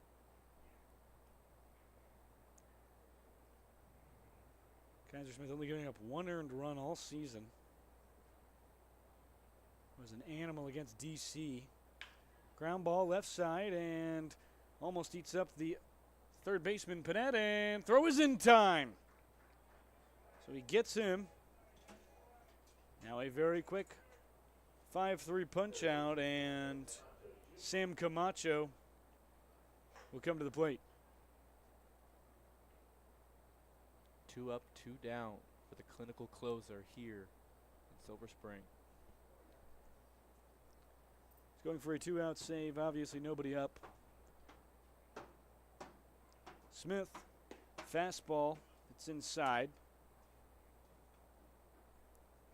As you mentioned before, he's honestly incredible even when he has a runner on third base. It seems to give him a little extra fuel, and he's so effective then. He might be better with a runner on. Another curveball. It's been placed. Now, it's his big issue was placing that curveball in some of these previous starts. Against DC was an absolute animal. Only 9 runners left that got on against him, so he loaded the bases himself 3 times. He stranded all of those runners. As the 1-2 or 1-1 turns to a 1-2 as Camacho can't catch up to some serious heat. He's not relying on his fastball this time out, which makes it almost impossible when he comes out with it. 1-2. Smith. Just outside and against the barrier here. 2-2. Ball just gets away from Smith a little bit. Nothing to worry about there as does not have any runners on. Tends to do better with runners on. 7 strikeouts against DC, 6 in his last time out against Metro South County as he went 3 innings as well. Count is 3-2. Full to the right-hander, Sam Camacho from the righty arm of Kaiser Smith. Fastball is just outside, and he will walk him. That ball just not able to find the outside portion of the zone, and a little far outside of Gramisty's glove as well, as it just bounces through the backstop, and he walks first batter. Count zeros now to the bottom of this lineup. Kai Schmelzer, the catcher. 1 for 3 on the day as fastball misses high. He struck out looking. Start the 7th against Chiarotto.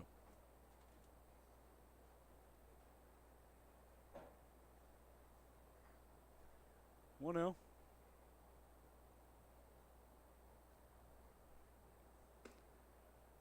Pitch in there.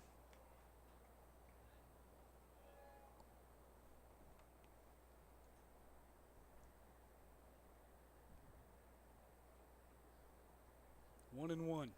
Smith with the runner on first. Fastball misses high and outside. Again, really close, but just can't get in there.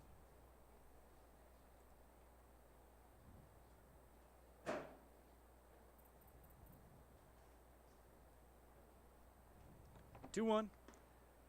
Kind of jammed him on that inside corner, but doesn't go all the way around. So a ball. And a 3-1 count to Kai Schmelzer. He's been good in the clutch, but they'll try and avoid it. 3-1. Runner on first. Fastball jams. The likes of Schmelzer. He's able to foul it back, and a full count will go payoff. Big moment here for both teams. Could be crucial in deciding first game of the doubleheader tonight. Kaiser Smith tries to go to the bank. Ground ball right side. Bonaris collects, and over to first. There's the third out of the bottom of the 8th.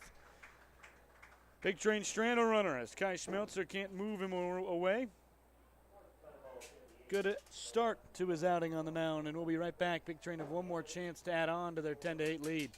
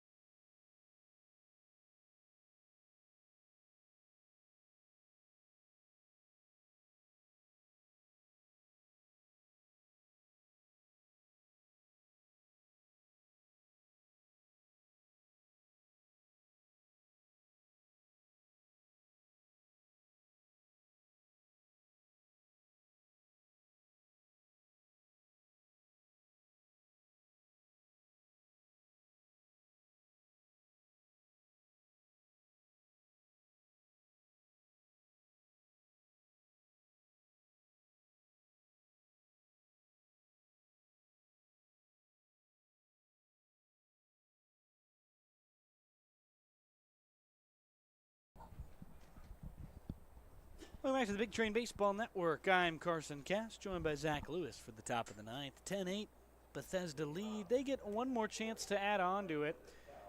As Cal Johnson comes to the plate, he homered earlier, sac fly as well in his last plate appearance. Same pitcher on the mound, E.J. Youngling, trying to just get it over with. First pitch in there, or outside, excuse me, high and away. Youngling needed to find a little more momentum than he found last inning if he wants to put a few away and give the Thunderbolts the best chance. 2-0 as this one misses inside, kind of at shin level. A man going in the Silver Spring bullpen.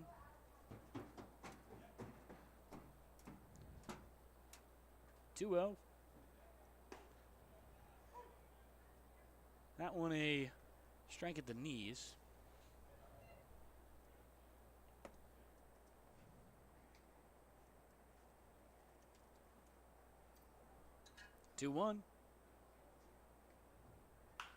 This one roped into right. High fly ball from Johnson and off the wall. Right fielder gets it off the carom as Johnson will stop it too. A leadoff double. Johnson cannot be stopped in these last couple of games. The hot bat from the Maryland commit sends one back into the fence this time instead of over it. Gets himself to second base on a stand-up double. So T.J. Gramesty is brought to the dish for the 4th time tonight.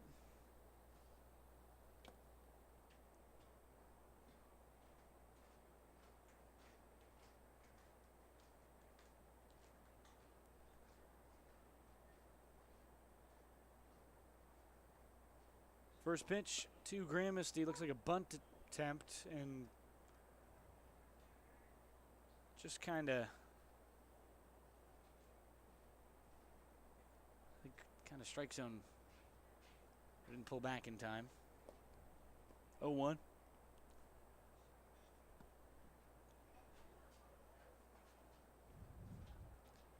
Youngling, the right-hander, delivers, and that one is down the heart of the plate. Youngling does a good job here getting himself ahead in the count. Important if he to get outs here and to give the Thunderbolts a shot. So an 0-2 count for Gramercy. That one misses high and away. Count now 1-2.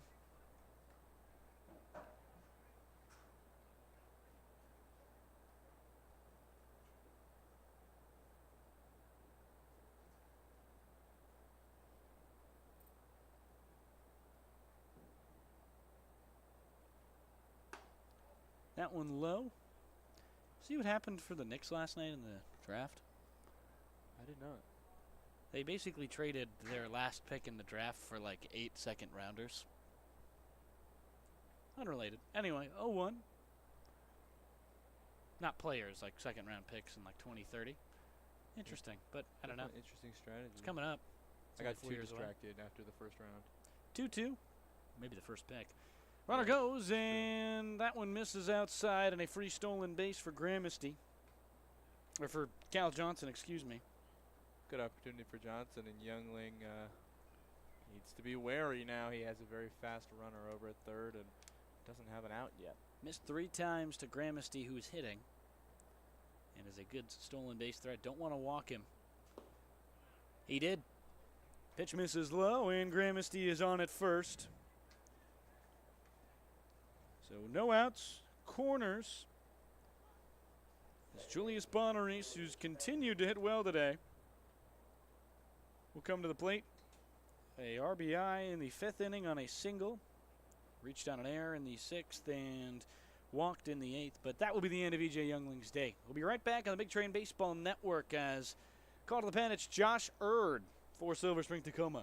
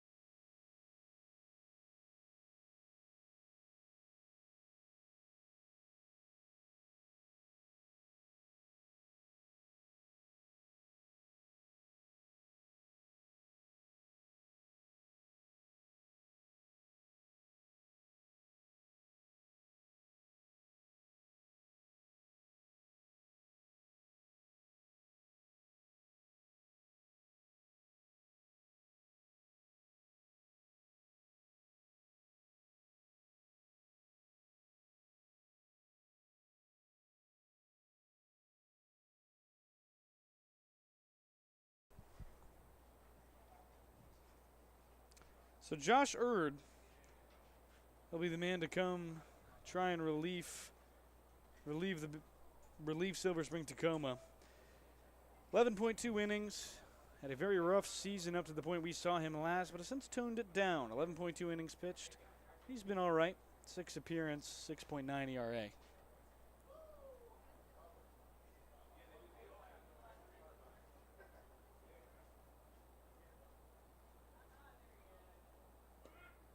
Runner goes, and Gramercy is a stolen base, so 2 in scoring position for Bonaris on a throw that misses the zone. Bird is not able to find strikes and strikeouts here. It could get ugly with no outs and 2 runners in scoring position for the Big Train.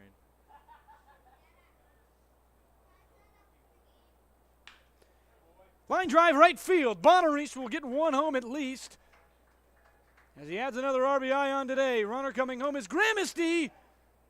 He is out at the plate. And just narrowly got the tag in there.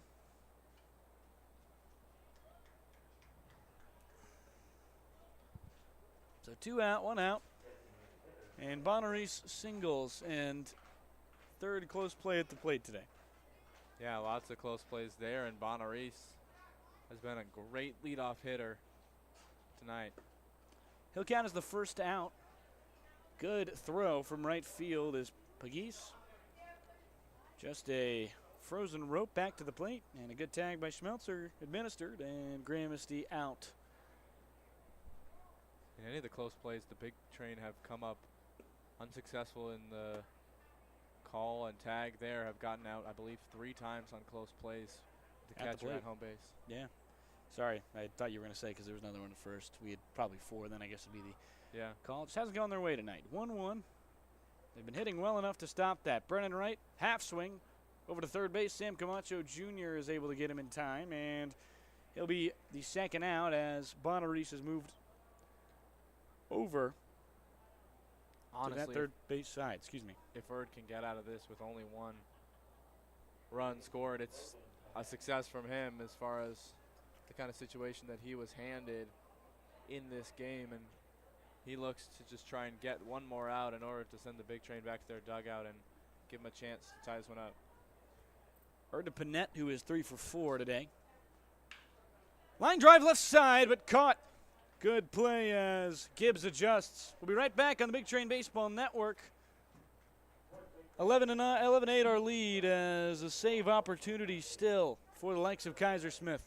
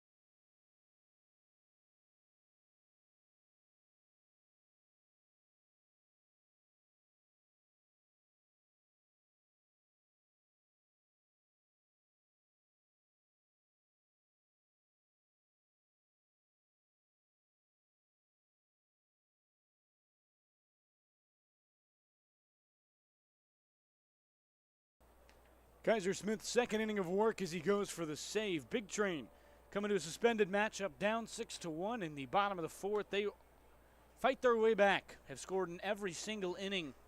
2, 3, 2, 2, and 1 in the top of the 9th. They will try and keep them scoreless on the Big Train Baseball Network as we head to the bottom of the 9th, leading off at the top of the order, Jonathan Acosta, who will try and start the way back down the likes of 3 runs, 11-8. Big Train have the lead, have only allowed 2 runs to the Thunderbolts in the full 5 innings so far. 4 innings so far. They've let them bat. This will be the 5th.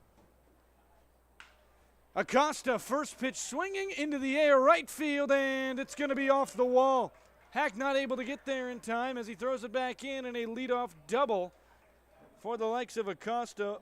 One of the first extra base hits given up by Smith all year. Well, and I was just about to comment on how 3 runs can feel like 5 or 6 with Kaiser Smith on the mound, and Acosta steps up, isn't afraid of the prowess that Kaiser Smith poses, and he just sends that one deep into center field for a stand-up double. Small World Cup update. Switzerland beat Canada 2-1. Kind of an important matchup, at least reinforcing where we thought people were. Anyway, Kaiser Smith, 2 saves he's going for on the season. He's 1 for 1 in save opportunity so far as the first pitch misses outside to Connor Frickley, the only sub made. Well, another important World Cup update is that Bosnia and Herzegovina did beat Qatar today, which means that Bosnia is now the round of 32 matchup for the United States. 1-0, and it's a changeup in there. That is a matchup that will happen on July 4th in Philly. 1-1 the count. Might go, if I can.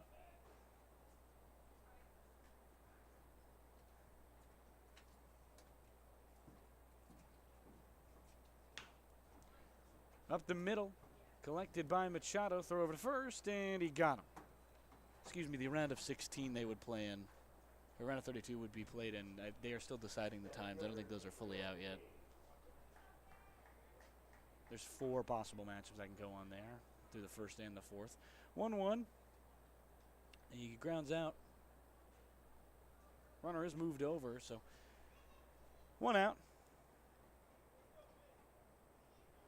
Fricky grounds out over to the shortstop side.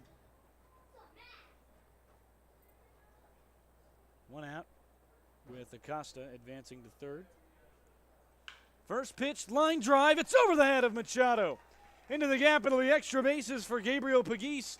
Going for the cycle tonight. He's only a home run away from it, but he's running out of time. Regardless, more importantly for him, he drives home Acosta.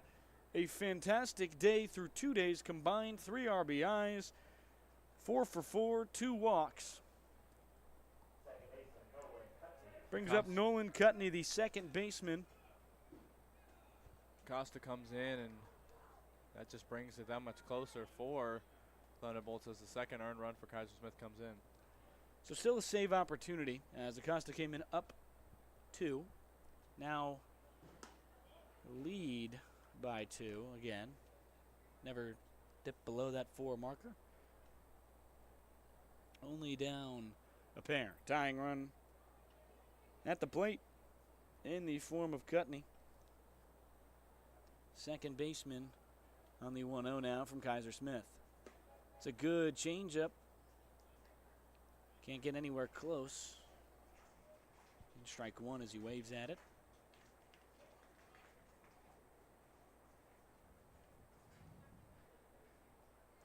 Counts 1-1, bottom 9. Kaiser Smith with a runner on second.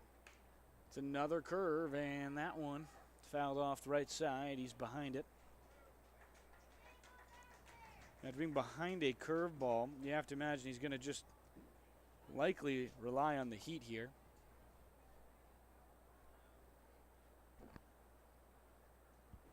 So his curve's been going great. He's got pitches to give on the 1-2. Fastball down Broadway. He beat him on it. Another strikeout for Kaiser Smith, 24th on the year, and 2 outs in this bottom 9.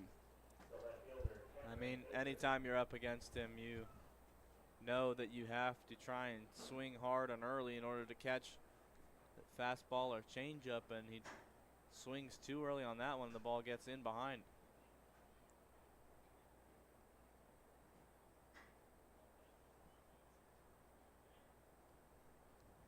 First pitch to the likes of Gibbs is fouled back. Or, excuse me, Baker. Big Trainer 6-4 in their last 10.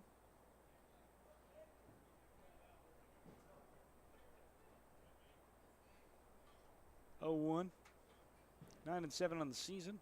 Chasing 12-6 only in the division. High fastball, now the 1-1. Yeah, that crop duster team has gotten out to a really hot start to this season. Not the favorite probably coming into the season, but have proven to everyone that they are a force to be reckoned with in this league. Definitely a young and hungry team. Half swing, but enough. So strike 2. Seeking 25 strikeouts on the year in his 3rd of the appearance. Smith trying to just end things.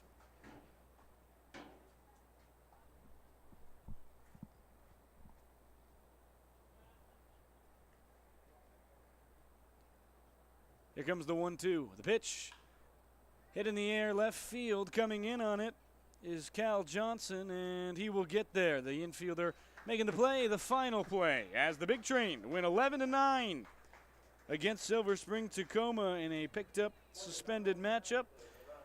So not all the action we have today, to be clear. Big Train pick up the win. Joe Ciardo ends up with the win as well. And we will be right back on the Big Train Baseball Network when the next game starts in likely 30 to 25 minutes. I've been Carson Cass. Beside me, Zach Lewis. Don't go anywhere just yet. We've got plenty more baseball here